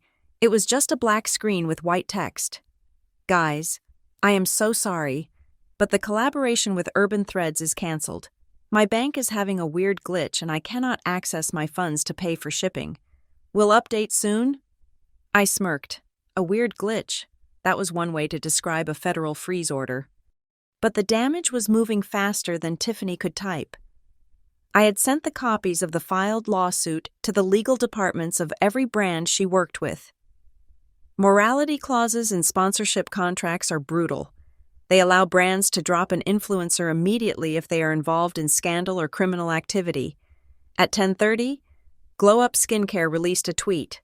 "Glow Up values integrity and honesty above all. Effective immediately. We have severed ties with Tiffany Holloway. We do not condone fraud in any form." It was a domino effect. By 11 o'clock, Tiffany had lost 3 major contracts worth nearly $40,000. Her career, built on a foundation of fake smiles and filters, was crumbling in real time. I finished my coffee. I had one more task to complete. Although Elias Vance had suspended me, I still needed to retrieve my physical portfolio from my office at Aura Zenith. It contained original sketches and hand-drawn schematics that were my intellectual property. I did not trust anyone to keep them safe, especially if my father decided to pay me a visit. I arrived at the office at noon. The receptionist looked nervous when I walked in, but since my badge had been deactivated, she had to manually buzz me in. "Mr. Vance said you could clean out your desk," she whispered, avoiding eye contact. "But you have to be escorted by security." "That is fine," I said. "I prefer it that way." A security guard named Mike, a burly man I had chatted with every morning for 5 years, walked with me to the elevators. "Sorry about this, Ms. Holloway," Mike grunted. "Rumors are flying. People say you stole money." "People say a lot of things, Mike," I said, stepping into the elevator. "The truth usually comes out in court." We reached my floor. I walked to my office, the glass-walled enclosure that used to be my second home. I began placing my sketchbooks and drafting tools into a box. My hands were steady. I felt strangely detached from the space. It was just an office. It was not me. Then, the elevator pinged. I heard shouting from the lobby area. "Where is she? I know she is here." My stomach tightened. It was my father. "Sir, you cannot go back there," the receptionist yelled. "Get out of my way," Robert roared. I looked at Mike. "Call for backup. Now!" Mike spoke into his radio immediately. "Code red, level 40, hostile intruder." I did not hide. I stood in the center of my office, behind my desk, and waited. Robert Holloway stormed down the hallway. He looked deranged. His coat was unbuttoned, his tie was crooked, and his face was a terrifying shade of crimson. He saw me through the glass walls. He did not slow down. He kicked the door open so hard it slammed against the stop with a crack that sounded like a gunshot. "You ungrateful, spiteful little witch!" he screamed, spitting flying from his mouth. "You froze the accounts. You froze everything." "I merely applied the law." "Robert," I said, my voice ice cold, "it is standard procedure during a fraud investigation." "Fraud." He lunged toward the desk, slamming his hands down on the surface. "I am your father, I gave you life, and you treat me like a criminal." "You are a criminal," I corrected him. "You stole my home. You stole my savings. You forged my signature. That makes you a felon, not a father." "Undo it," he bellowed, his eyes bulging. "Call your lawyer right now and undo it. Tiffany is hysterical. She cannot pay her photographers. I cannot pay for the book. The bills." He almost said bookie. He caught himself. But we both knew. The sharks he owed money to did not care about frozen assets. They dealt in broken kneecaps, not bank transfers. He was terrified. "I cannot undo the law," I said calmly. "You dug this grave. Lie in it." "I will kill you," he shrieked. It was a primal sound, stripped of all civilization. "I will ruin you. I will make sure you never work in this city again." He came around the desk. He raised his hand, his fist clenched, ready to strike. I saw the violence in his eyes. He wanted to hurt me. He wanted to beat me into submission like he had beaten my spirit for 20 years. But he never got the chance. Mike tackled him. It was a blur of motion. Mike hit my father with the force of a linebacker, driving him into the wall. 2 more guards rushed in from the hallway. They grabbed Robert's arms, twisting them behind his back. "Let me go!" Robert screamed, thrashing like a wild animal. "She is my daughter. I have a right to discipline her." "You have the right to remain silent," Mike said, pressing Robert's face against the drywall. "Police are on their way." I stood there, watching my father being restrained by the security team of the company he claimed I had embarrassed. I reached into my pocket and pulled out my phone. I had been recording a video since I heard his voice in the lobby. "Mike," I said, "please ensure the police get a copy of the building security footage. I will be pressing charges for assault and communicating threats." My father looked at me. His cheek was smashed against the white paint. His eyes were wide with shock. He realized, finally, that he had no power here. He was not the patriarch. He was just a violent intruder. "Cadence," he wheezed. "Please." I turned my back on him. "Get him out of here." They dragged him away. I listened to his shouts fade into the elevator shaft. I finished packing my box. My hands were still steady, but inside, my heart was beating a frantic rhythm against my ribs. I left the building through the service exit to avoid the police cruiser arriving out front. I went straight to the courthouse. With the video evidence on my phone and the witness statements from the security guards, obtaining the temporary restraining order was a formality. The judge watched the video of my father lunging at me with a raised fist. He signed the order immediately. Robert Holloway is ordered to stay 500 feet away from Cadence Holloway, her residence, and her place of employment. Any violation will result in immediate arrest. I held the paper in my hand. It was just a piece of paper, but it felt like a shield. I returned to Julian's house at 4 o'clock. I was exhausted. The adrenaline crash was hitting me hard. I sat on the sofa, staring at the wall. When my phone rang, it was Elena. I debated ignoring it, but I needed to hear the desperation. I needed to know how deep the wound had gone. "Hello, Elena," I answered. "Cadence," she was sobbing. It was an ugly, wet sound. "Oh God. Cadence, they took him. The police took him to the station. He is in a holding cell. I know, I said. I sent them. How could you? She wailed. He is your father. And Tiffany. She is in her room. She won't come out. She says her life is over. She lost the contracts. She lost the money. Cadence. She is only 22. She is a baby. You cannot give her a criminal record. She will never get a job. She will never get married. She should have thought about that before she committed felony fraud, I said. She is an adult. Elena, she signed the checks. She spent the money. She did what Robert told her to do. Elena cried. She was scared. Please, Cadence, I am begging you, drop the lawsuit. We will give the apartment back. Just make it stop. Robert is talking about ending it. He says the people he owes money to are going to kill him. He should call the police then, I said indifferently. Have you no heart? Elena shrieked. We are your family. My family. I laughed, a harsh, dry sound.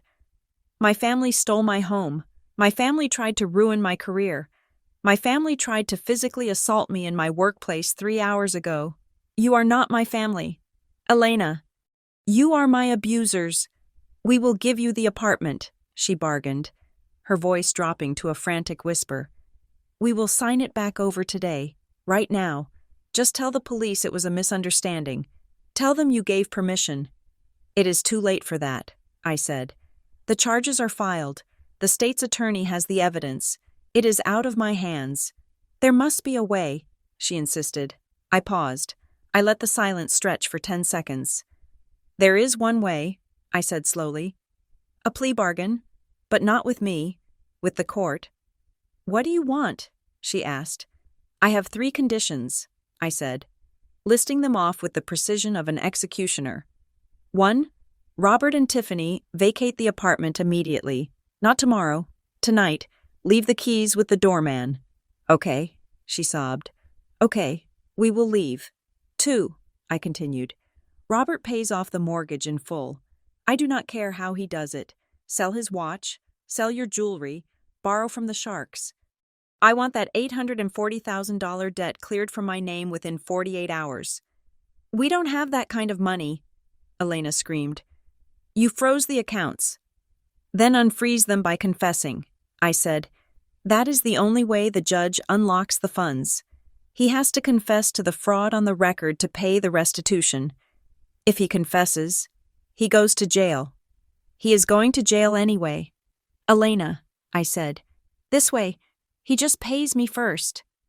And 3, she asked, her voice trembling. 3, I said. I want a public apology, not a text, not a private letter. I want a video posted on Tiffany's social media accounts, both of them, admitting what they did, admitting they lied, admitting they stole. They need to clear my name with the public, with my employer, and with every single person they lied to. They will be humiliated, Elena whispered. It will destroy their reputation. Their reputation is already dead, I said. I am just asking for the autopsy report. I cannot, Elena stammered. Robert will never agree. He has too much pride, and we truly do not have the money. Cadence, even if we confess, the money is gone. He lost it all. Then I guess we have nothing to discuss, I said. My offer expires when I hang up this phone. Cadence, please. Let the judge decide. I said. I hung up. I sat there in silence. They had refused. They were holding on to their pride even as the water rose above their heads. They thought they could still negotiate. They thought I would crack. But I was not cracking. I was hardened. I looked at the file Julian had prepared for the next day. It was the eviction notice. But more importantly, it was the leverage we needed for the final blow. Robert had mentioned the people he owed money to, the sharks. If he was in jail, he was safe from them. But if he was out on bail, if he was on the street, penniless, with his assets frozen, I realized then that I was not just fighting a legal battle. I was racing against the clock. I needed to get my justice before the underworld got theirs. I needed to strip them of everything before the loan sharks broke his legs. Because I did not want my father in a hospital. I wanted him in a cell, looking at four walls and knowing that his daughter put him there. I stood up and poured myself a glass of water. "You chose this," I whispered to the empty room. I went to the window and looked out at the city. Somewhere out there, my family was packing their bags in the dark, fleeing the home I built. They were running, but they could not outrun the law, and they certainly could not outrun me. By Tuesday morning, the war had moved from the courtroom to the breakfast table of every family in Chicago. Julian knew people. He knew the editors at the Chicago Tribune, the producers at WGN News, and the bloggers who ran the city's most vicious real estate gossip sites. We did not just file a lawsuit. We launched a media campaign. I sat in a coffee shop across from Julian's office, watching the local news on a muted television mounted on the wall. The headline flashed in bold. Red letters, "Father knows best. Local developer accused of stealing daughter's $1 million penthouse." They showed my mugshot, not a police mugshot, but my corporate headshot from the Aura Zenith website, looking professional and successful. Then, they showed a photo of Robert, looking sweaty and disheveled as security dragged him out of my office building the day before. The contrast was lethal. The anchor narrated the story with practiced outrage, detailing the allegations of forgery, the identity theft, and the eviction of a young female architect into a blizzard. The narrative was perfect. It was Cinderella meets Wall Street, and the public ate it up. My phone buzzed. It was a notification from Twitter. The hashtag Justice for Cadence was trending locally. Thousands of strangers were dissecting my family's dirty laundry. They found Tiffany's old posts flaunting her new home and juxtaposed them with the court filings detailing the fraud. The internet did what the internet does best. It swarmed. I opened Tiffany's Instagram. It was a bloodbath. Her follower count was dropping by the thousands every hour. The comments section, once filled with adoration and heart emojis, had transformed into a pillory. User 778, "You stole your sister's house. That is low. Chi City Girl unfollowed. I cannot support a thief. Design police painting over historic concrete with pink paint is a crime against humanity. Just like your fraud." Tiffany tried to delete them, but they came too fast. She turned off comments. But people just moved to her tagged photos. They dug up old tweets. They contacted her former high school friends. They dismantled her digital identity brick by brick. But the real collapse was happening offline. At 11 o'clock, Julian's intercom buzzed. "He is here," the receptionist said. "Send him in," Julian replied, leaning back in his chair with a shark-like grin. The door opened, and Arthur Miller walked in. The man looked like he had aged 10 years since the gala on Friday night. His skin was gray, his eyes were bloodshot, and his hands were shaking so badly he could barely hold his briefcase. He did not look like the arrogant notary who bragged about shortcuts over scotch. He looked like a man who had heard the cell door slamming shut in his nightmares. He was accompanied by a nervous-looking attorney who clearly specialized in traffic tickets, not felony fraud. "Mr. Miller," Julian said, not standing up. "You are early. We want to talk," Arthur's lawyer squeaked. "We want to discuss a cooperation agreement." "We are listening," Julian said. Arthur collapsed into the chair. He did not wait for his lawyer to speak. He just started talking, the words spilling out of him like vomit. "He made me do it," Arthur stammered, wiping sweat from his forehead. "Robert, he told me it was just a formality. He said Cadence was on board, that she was just stuck in Europe and needed the paperwork moved for tax reasons. He said if I did not stamp it, he would pull his business from my firm." "And you believed him?" I asked, speaking for the first time from the corner of the room. Arthur jumped. He had not seen me. He looked at me with terror. "Cadence, I swear, I did not know he was stealing it. I thought it was a family trust thing." "Save it, Arthur," Julian cut in. "Ignorance is not a defense for notary fraud. You certified that she appeared before you. She was in Germany. You lied on a state document. That is a felony.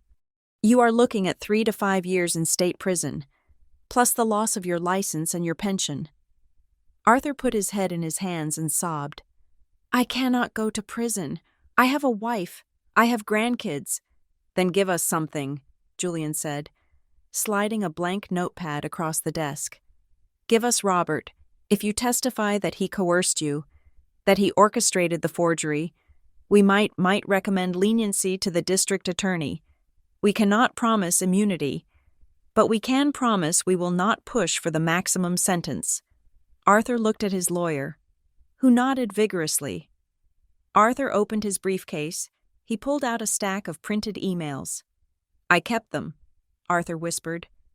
"I had a bad feeling, so I printed everything." He slid the stack toward Julian. I walked over and looked at the top page. It was an email from Robert to Arthur, dated 2 days before I returned from Europe. From Robert Holloway to Arthur Miller, subject, urgent, deed Arthur. Just stamp the damn thing. She is back on Tuesday. If we do not get this recorded by Monday afternoon, the whole plan falls apart. I need that asset in Tiffany's name so I can show liquidity to the investors. Do it fast before the girl gets back. I will wire you an extra $5,000 for the rush. I stared at the paper. Do it fast before the girl gets back. It was the smoking gun. It proved he knew I would object. It proved he knew it was theft. It proved he paid a bribe. It was premeditated, calculated, and malicious. "This is it," Julian said, his eyes scanning the page.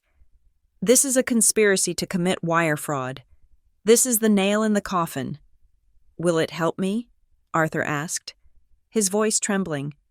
"It might save you from dying in prison," Julian said cold-heartedly. "Now, get out. We will call you when the deposition is scheduled." Arthur shuffled out. A broken man. I looked at the email again. My father had sold me out for liquidity. He referred to me as the girl, like I was an obstacle, not his daughter.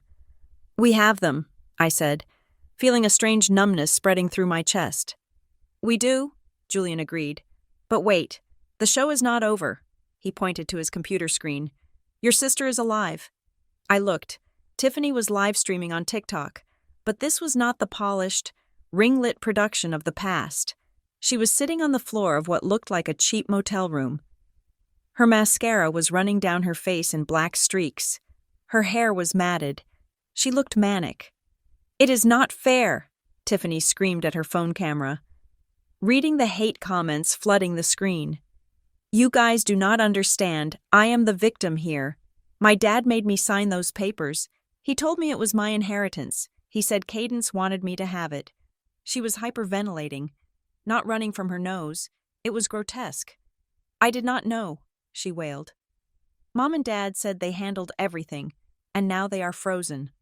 My cards do not work. They kicked us out of the apartment this morning. I have nowhere to go, and Dad is just yelling at Mom. He ruined my life." "She is throwing them under the bus," I whispered. "Rats on a sinking ship," Julian observed. "She realizes her career is over unless she paints herself as the innocent pawn. She is destroying their defense strategy in real time. Any lawyer watching this would be drinking bleach right now." On the screen, Tiffany picked up a vase, a cheap motel vase, and threw it at the wall. "I hate them. I hate this family." The feed was cut out. I sat down. I should have felt happy. I should have felt vindicated. This was exactly what I wanted. I wanted them humiliated. I wanted them broken. But watching my sister unravel on the internet, watching her turn on our parents with such venom, just made me feel hollow. It confirmed that there was never any love in that house, only transactions, only survival. But the collapse was not just digital.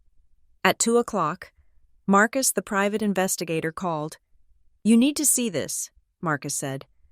"I am sending you a video feed from the surveillance team tailing your father." I opened the link on my laptop. It was grainy footage shot from a car parked across the street from a high-end pawn shop on North Clark Street. My father's Mercedes, which he had managed to keep hidden until now, pulled up to the curb. Robert got out. He was wearing a trench coat and a hat, trying to look inconspicuous, but he looked like a fugitive. He was carrying a frantic energy, checking over his shoulder constantly. He walked into the pawn shop carrying a heavy bag. "He is trying to fence his watch collection," Marcus narrated over the phone. "And probably your stepmother's jewelry. He needs cash. Fast." We watched him inside the shop for 10 minutes. Then, Robert stormed out, still holding the bag. He looked furious. "They turned him down," Julian guessed. The list pendants and the asset freeze are public records. Pawn shops run names against police databases for high-value items. No fence in the city will touch his goods right now. He is radioactive. Robert got back into his car. He slammed the steering wheel with his fists. I could see him screaming, though there was no audio. Then, a black SUV pulled up behind him. 2 men in leather jackets got out. They did not look like police officers. They looked like the kind of men who broke fingers for a living. Robert saw them in his rearview mirror. He panicked. He started the car and peeled away from the curb, running a red light, nearly causing an accident.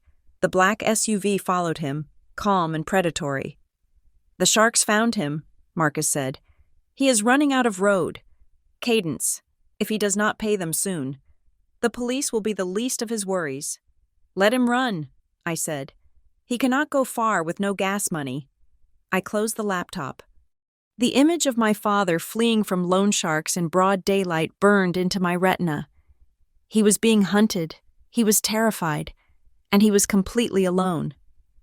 The rest of the afternoon was a blur of phone calls and paperwork. The dominoes were falling faster than we could count them. The bank confirmed the foreclosure process was accelerated. The insurance company confirmed the policy was void. The state's attorney's office called to schedule an interview with me for the criminal charges. Then, at 5 o'clock, the phone rang. It was a number I did not recognize. "This is Julian Vane," Julian answered on speakerphone. "Mr. Vane, this is Simon Rothschild." A weary voice spoke from the other end. I recognized the name. He was a high-priced criminal defense attorney, the kind you hired when you knew you were guilty. "Simon," Julian said, "to what do I owe the pleasure?" "I am representing Robert and Elena Holloway," Simon said. "And frankly, Julian, I am looking at the file you sent over, the email, the notary's confession, the video of the assault, the live stream from my daughter. It is a compelling narrative," Julian noted dryly. "It is a massacre." Simon sighed. "Look, my client is unwell. He is facing pressure from multiple sides. We want to end this. We are offering a settlement." "We are listening," Julian said. "Robert will return the apartment," Simon proposed. "He will sign a confession of judgment for the $40,000 he took from the joint account. In exchange, Cadence drops the civil suit and writes a letter to the district attorney requesting the criminal charges be dismissed as a family misunderstanding. We want a global settlement. Clean slate." I shook my head violently at Julian. "No. That is a non-starter." "Simon," Julian said, "we are not interested in a return to the status quo. Your client committed felonies. He stole a $1.5 million asset. He tried to destroy my client's career. You do not get to just say oops and give it back. My client is facing serious jail time. Julian," Simon's voice hardened, "if we go to trial, we will drag this out for years. We will subpoena Cadence's medical records. We will depose her friends. We will make it ugly." "It is already ugly," I spoke up. "Ms. Holloway," Simon asked. "I am here," I said. "And Simon, you can tell my father that I do not care about his threats anymore. He has nothing left to threaten me with. I have an apartment. I have the evidence. I have the truth." "Then what do you want?" Simon asked, sounding exhausted. "He is broke. Cadence, we cannot offer you millions. We can only offer you peace." "I do not want peace," I said. "I want justice." "We are willing to meet," Simon said. "Tomorrow morning, 9 o'clock, my office, Robert will be there. Elena will be there. Come and look him in the eye and tell us what you want. If we cannot reach a deal tomorrow, I am advising him to file for bankruptcy and fight the criminal charges to the death." I looked at Julian. Bankruptcy would freeze the assets even longer. It would complicate the recovery of the stolen funds. It was a bluff, but a dangerous one. But more than that, I realized I needed this. I needed to see him one last time, not as the looming figure of authority who had controlled my life, but as the broken, desperate man he had become. I needed to see the defeat in his eyes to truly be free. "We will be there," I said. "But tell him this is not a negotiation. Simon, this is a surrender ceremony. He brings the keys. He brings the checkbook. And he brings his pride in a little box to hand over to me. If he tries to negotiate, I walk out and I let the sharks and the cops have him." "I will convey the message," Simon said. The line went dead. I stood up and walked to the window of Julian's office. The sun was setting over Chicago, casting long shadows across the skyscrapers. "Are you sure about this?" Julian asked quietly. "You do not have to see him. I can handle it." "No," I said, watching the lights of the city flicker on. "I need to do this. He spent my whole life making me feel small. Tomorrow, I am going to show him exactly how big I have become." I touched the glass, feeling the cold seep through. My family was gone. My home was a crime scene. My heart was a crater, but I was still standing. "Tomorrow," I said, "we end it." Wednesday morning broke with a sky the color of a bruised plum. The air in Chicago was heavy, charged with the kind of static that precedes a tornado. But the real storm was waiting for me on the 42nd floor of the Rothschild Associates building. I walked into the conference room at exactly 9 o'clock. Julian was at my side, carrying a briefcase that contained enough evidence to bury a small government. Across the mahogany table sat the remnants of my family. Robert Holloway looked like a man who had been hollowed out by termites. In the 3 days since I last saw him, he had aged 10 years. His skin was the color of old parchment, hanging loosely off his cheekbones. His eyes, usually sharp with arrogance, were darting around the room, unable to focus on anything for more than a second. He was wearing a suit that looked like he had slept in it. Elena sat beside him, shrinking into her chair. She looked terrifyingly small. Her hands were gripping a tissue so tightly her knuckles were white. She did not look at me. She stared at the polished surface of the table as if she could divine a way out of this nightmare from the wood grain. And then there was Tiffany. She was sitting at the far end of the table, detached, scrolling frantically on her phone under the table. She looked exhausted, her face scrubbed clean of makeup, her hair pulled back in a messy bun. She looked like a cornered animal waiting for an opening to bolt. "Ms. Holloway," Simon Rothschild said, standing up to shake my hand. His grip was firm, but his eyes were weary. He knew his client was radioactive. "Thank you for coming. We are ready to resolve this." "Let us hope so," I said. Taking the seat directly opposite my father, I placed my hands on the table, clasping them together. "I assume you have the keys." Simon nodded to Robert. My father reached into his pocket with a trembling hand and pulled out a key ring.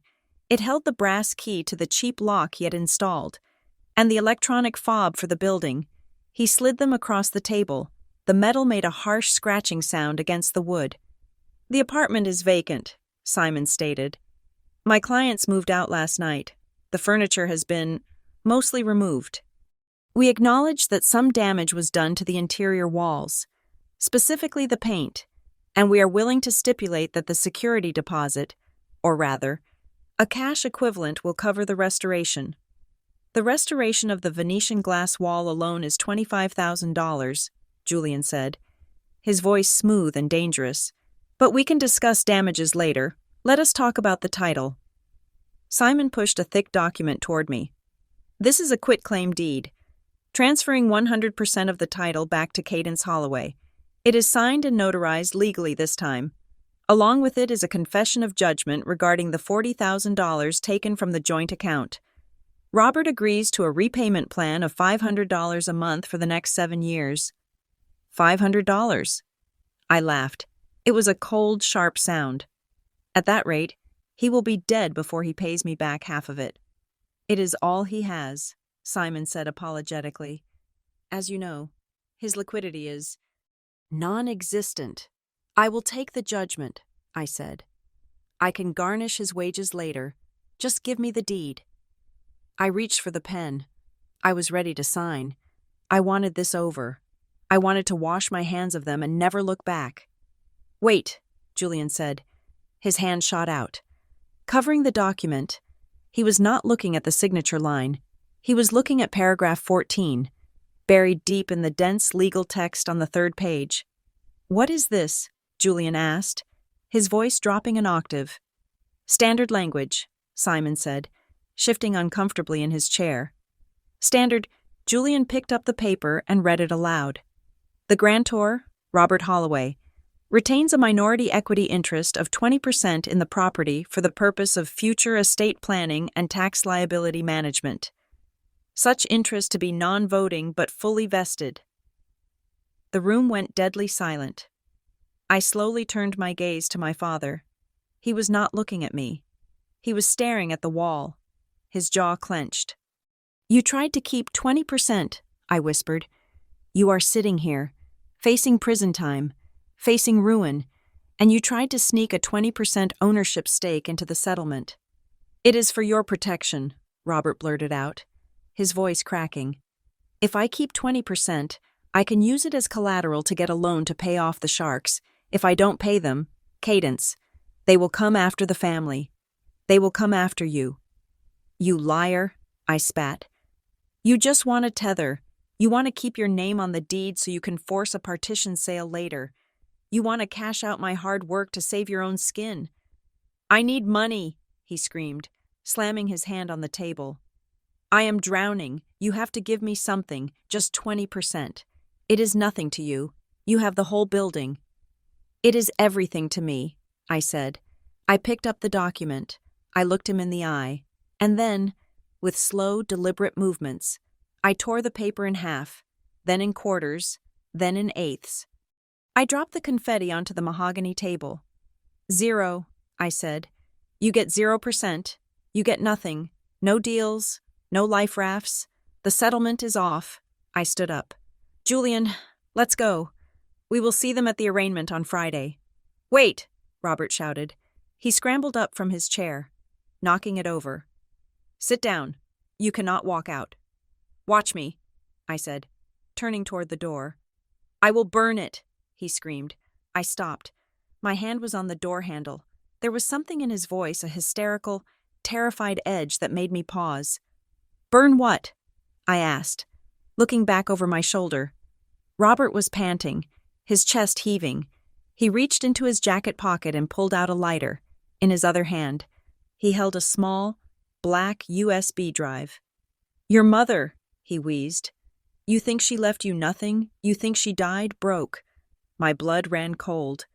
My mother died when I was 9, a car accident.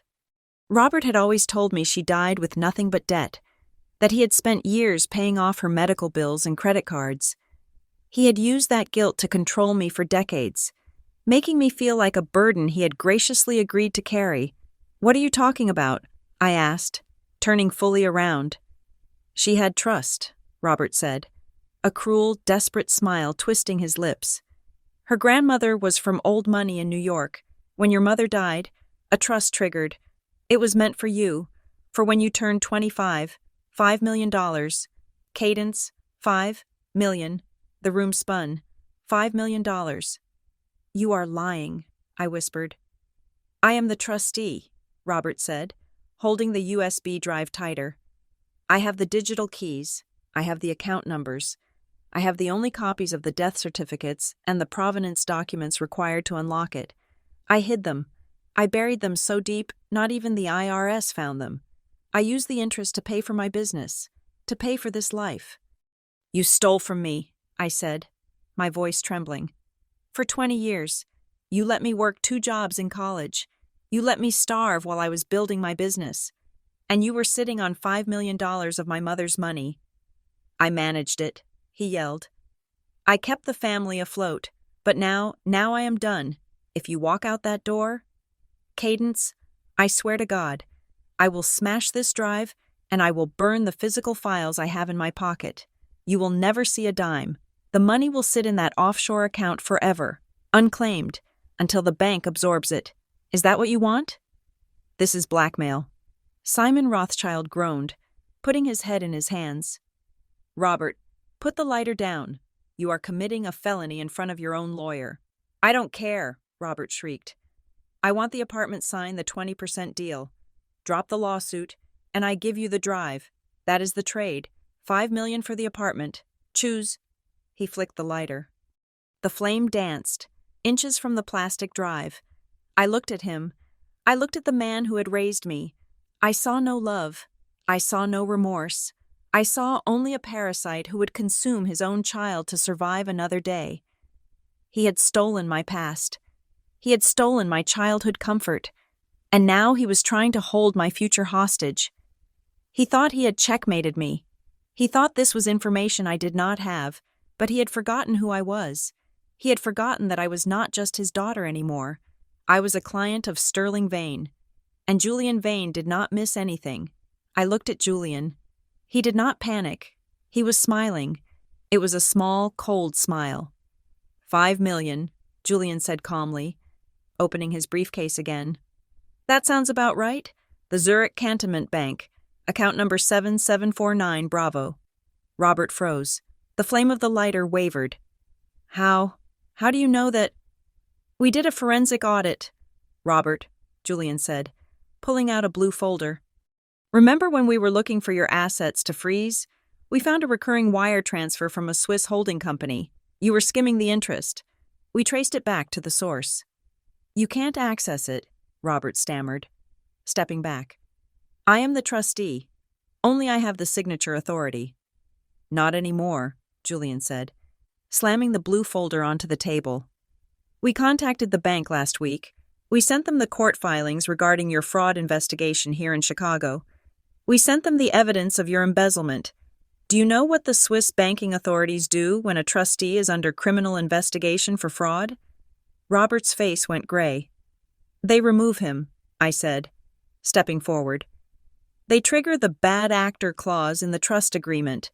Julian showed me the documents 3 days ago. The bank suspended your authority on Monday morning. Robert, you are not the trustee anymore. I am... No, Robert whispered. No, that is impossible. I spoke to the account manager in Zurich yesterday, I said, my voice steady and strong. They have already transferred control to me. That USB drive in your hand. It is worthless. It is just a piece of plastic. You have nothing. Robert stared at the drive. He stared at me. The realization hit him like a physical blow. His ace in the hole was a joker. He had not only failed to blackmail me, but by admitting to the existence of the trust and his concealment of it, he had just confessed to 20 years of embezzlement. You knew, he wheezed. I knew, I said. I just wanted to see if you would actually try to use Mom's memory to hurt me. And you did. You did not disappoint. Robert's legs gave out. He collapsed into his chair, the lighter falling from his hand and clattering onto the floor. I am finished. Yes, I said. You are... Suddenly, a voice spoke up from the corner of the room. Oh my God. Guys, did you hear that? We all turned. Tiffany was holding her phone up. She wasn't hiding it anymore. She was standing, pointing the camera directly at our father. The ring light attachment was blindingly bright. Tiffany, Elena gasped. What are you doing? I am alive. Mom, Tiffany said, her voice shaking, but her eyes hard with survival instinct. 30,000 people are watching. Dad just admitted to stealing $5 million from Cadence's dead mom. He just admitted it. Stop it, Robert roared, trying to stand up, but he was too weak. Turn that off. No, Tiffany shouted back, backing away toward the door. I am not going down for this. I did not know about the trust. I am a victim too. You guys lied to me. You told me we were broke, and you were sitting on millions. You stole from Cadence and you let me take the fall. She turned to the camera. tears streaming down her face, real or fake. It did not matter. I am so sorry. Everyone. I had no idea my father was a monster. I am cooperating with the police. I am exposing everything. You traitor! Elena screamed, lunging at Tiffany. After everything we gave you. You gave me a stolen house, Tiffany shrieked, dodging her mother. You made me an accomplice. The room dissolved into chaos. Elena was screaming. Tiffany was narrating her own family's destruction to the internet. Robert was slumped in his chair, a broken, weeping mess. And then, the doors to the conference room burst open. It was not a secretary. It was not a paralegal. 6 officers in tactical vests stormed in, followed by 2 detectives in suits. On the back of their jackets, in bold yellow letters, was the word economic crimes. I had told Julian to call them. I had told them exactly when to be there. Robert Holloway, the lead detective shouted, his voice cutting through the noise. Police, stay where you are. Robert looked up. He did not fight. He did not run. He looked at me, his eyes filled with a terrifying mixture of hatred and despair.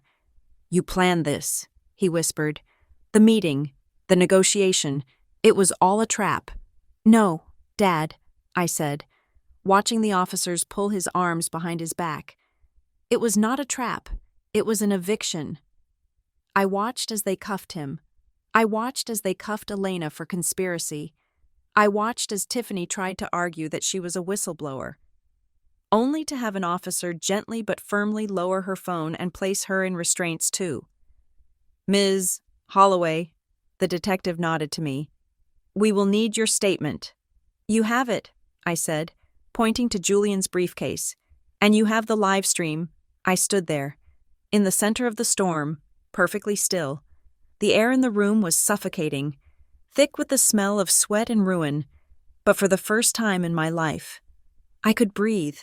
The weight of the secret, the weight of the debt, the weight of the lies, it was all gone. My father was being dragged out the door, weeping. My mother's money was safe. The apartment was mine.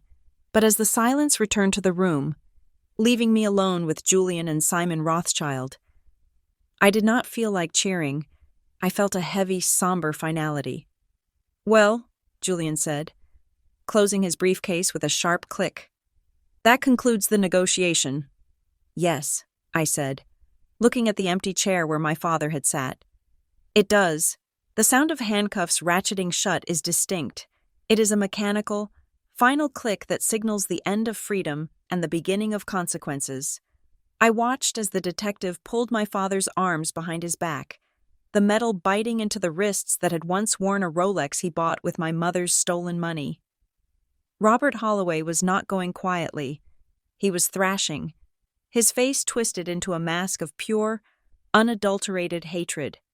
You are ungrateful, he screamed, his voice cracking as they shoved him toward the door. I gave you life, I raised you. How dare you do this to your own blood? You are a monster. Cadence. You are an unfilial, heartless witch. The entire office floor had gone silent. Secretaries, paralegals, and clients were standing in the hallways, watching the spectacle. Robert wanted an audience, and he got one. But he was not the tragic hero he thought he was. He was just a thief in a cheap suit. I stepped forward. I did not yell. I did not cry. I looked him dead in the eye, channeling every ounce of pain he had inflicted on me for 29 years. I am not unfilial, Dad, I said, my voice cutting through his screams like a razor. And I am not ungrateful. I am just a creditor collecting a debt. You sold my trust. You sold my home. You sold my peace of mind. Today, I am just balancing the ledger. You are not the victim here. You are just a bad investment that I finally wrote off. He spat at me. It landed on the carpet inches from my shoes. The officers shoved him forward, forcing him into the elevator. Elena was sobbing hysterically as a female officer escorted her out. Her hands also bound. Tiffany followed. Her head hung low. The phone that had been her weapon now bagged as evidence. When the elevator doors slid shut, the silence that followed was heavy. It was the silence of a vacuum, of a space suddenly void of oxygen. Simon Rothschild, their lawyer, packed his briefcase with shaking hands. He looked at me, gave a curt nod of respect, or perhaps fear, and walked out without a word. The legal machinery moved swiftly after that. It was a merciless, grinding engine. 2 days later, the emergency hearing for the quiet title action took place. It took the judge exactly 10 minutes to rule, based on the confession of the notary, the forensic evidence of the email, and the arrest report. The transfer of the deed was declared void ab initio, invalid from the start. The court orders the immediate restoration of the property title to Cadence Holloway, the judge declared, banging the gavel. Furthermore, the court grants the plaintiff's motion for a permanent restraining order against all 3 defendants, but the justice did not stop there. The banks, realizing that Robert was now in custody and his assets were frozen, moved in like vultures. They called the loans on his development company. They called the mortgage on the suburban house where Elena and Tiffany lived. I was not there to see it, but Julian told me about it. On a rainy Tuesday morning, the sheriff's deputies arrived at the family home in Naperville. They gave Elena and Tiffany 30 minutes to pack their personal belongings. Julian showed me a photo taken by a neighbor. It showed Elena standing on the wet driveway, surrounded by Louis Vuitton bags, watching as the bank locksmith changed the deadbolts on the only home she had left. They were homeless, they were destitute, and they were alone. The following week, I returned to my apartment. I stood in the hallway, the key fob heavy in my hand. I took a deep breath and pressed it to the reader. The lock clicked open. I stepped inside. The smell hit me first. It was a mixture of stale champagne, cheap perfume, and something rotting, likely the food left in the fridge when they fled. I walked into the living room. It was a ruin. The beautiful industrial aesthetic I had cultivated was gone. The walls were still that horrific shade of bubblegum pink. The floor was scuffed. There were stains on the hardwood where wine had been spilled and left to dry. I walked to the master bedroom. The velvet chaise lounge where I had unleashed the bedbugs was gone, likely dragged out by the movers, but the room felt heavy with the memory of their invasion. My sanctuary had been violated. Every corner of it whispered of their betrayal.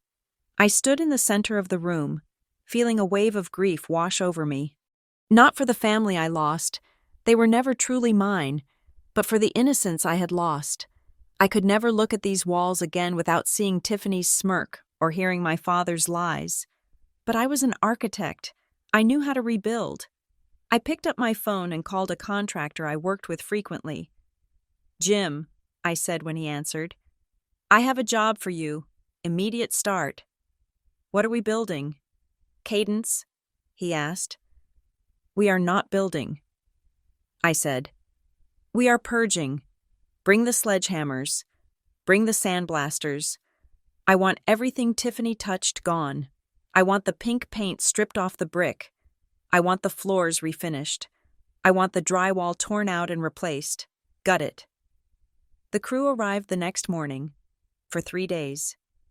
The apartment was filled with the roar of power tools and the crash of hammers. I stayed and watched. I watched as the pink paint was blasted away, revealing the honest, strong brick beneath.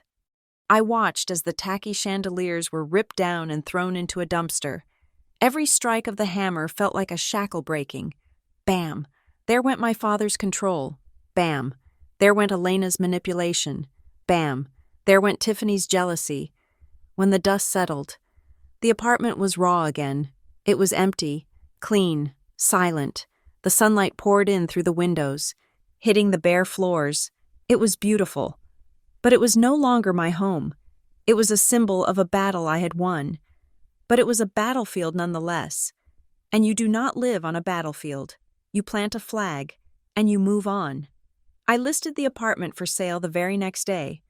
The market in Chicago was hot, but the notoriety of the revenge penthouse made it scalding. The story had gone viral. People wanted to see the place where the daughter defeated the father. Bidding wars erupted.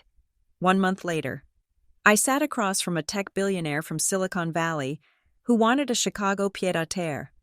He offered me $3 million, cash, double what the property was worth. I signed the papers without a second of hesitation.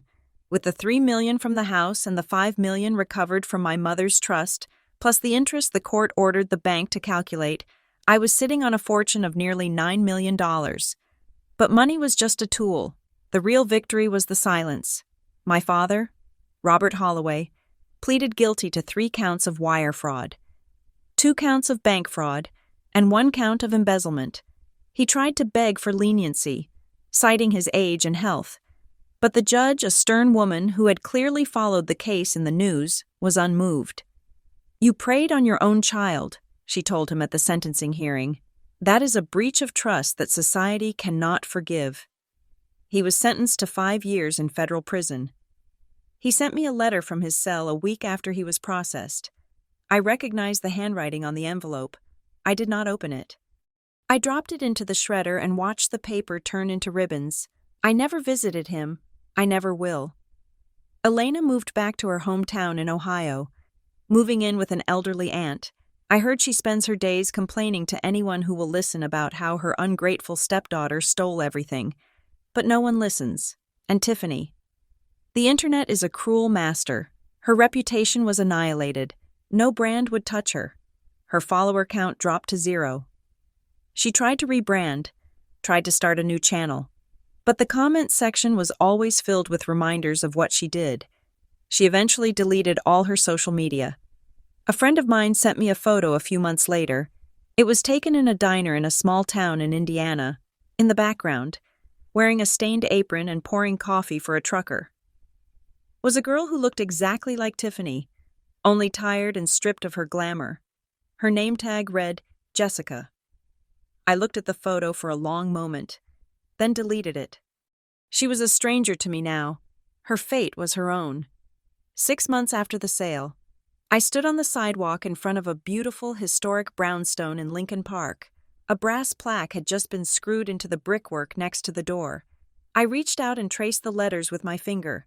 Evelyn Holloway Architects. I had used the money to start my own firm. I named it after my mother. It was a space dedicated to building things that lasted. Things that were honest. Things that were beautiful. I walked inside. The office was bustling. Young architects were bent over drafting tables. The air smelled of fresh coffee and cedar. My assistant looked up and smiled. "Good morning, Miss Holloway. The developers for the Riverwalk project are waiting in the conference room." "Thank you," I said. I walked toward the conference room, my heels clicking on the floor. I paused by the window and looked out at the city. It was spring in Chicago. The snow was gone. The trees were budding with new green leaves. I thought about the girl who had stood in the snow with her suitcase, locked out of her life. She felt so far away now, like a character in a book I had read a long time ago. I was no longer the daughter who sought approval. I was no longer the victim who sought justice. I was Cadence Holloway. I was the architect of my own life. And the foundation I had built this new life on was rock solid. I smiled. A genuine, unburdened smile. I had won the war. But more importantly, I had found the peace that comes after the treaty is signed. I was free. Thank you so much for listening to my story. It was a long and painful journey, but sharing it with you has been a part of my healing. I am curious. Where are you tuning in from today? Are you listening while driving to work in London? Or maybe cooking dinner in Sydney? Or relaxing in New York? Let me know in the comments below. I would love to connect with you. And if you enjoyed seeing justice served, please make sure to subscribe to the channel Family Revenge Stories, like this video, and hit that hype button to help this story reach more people who might need the courage to fight for themselves. See you in the next story.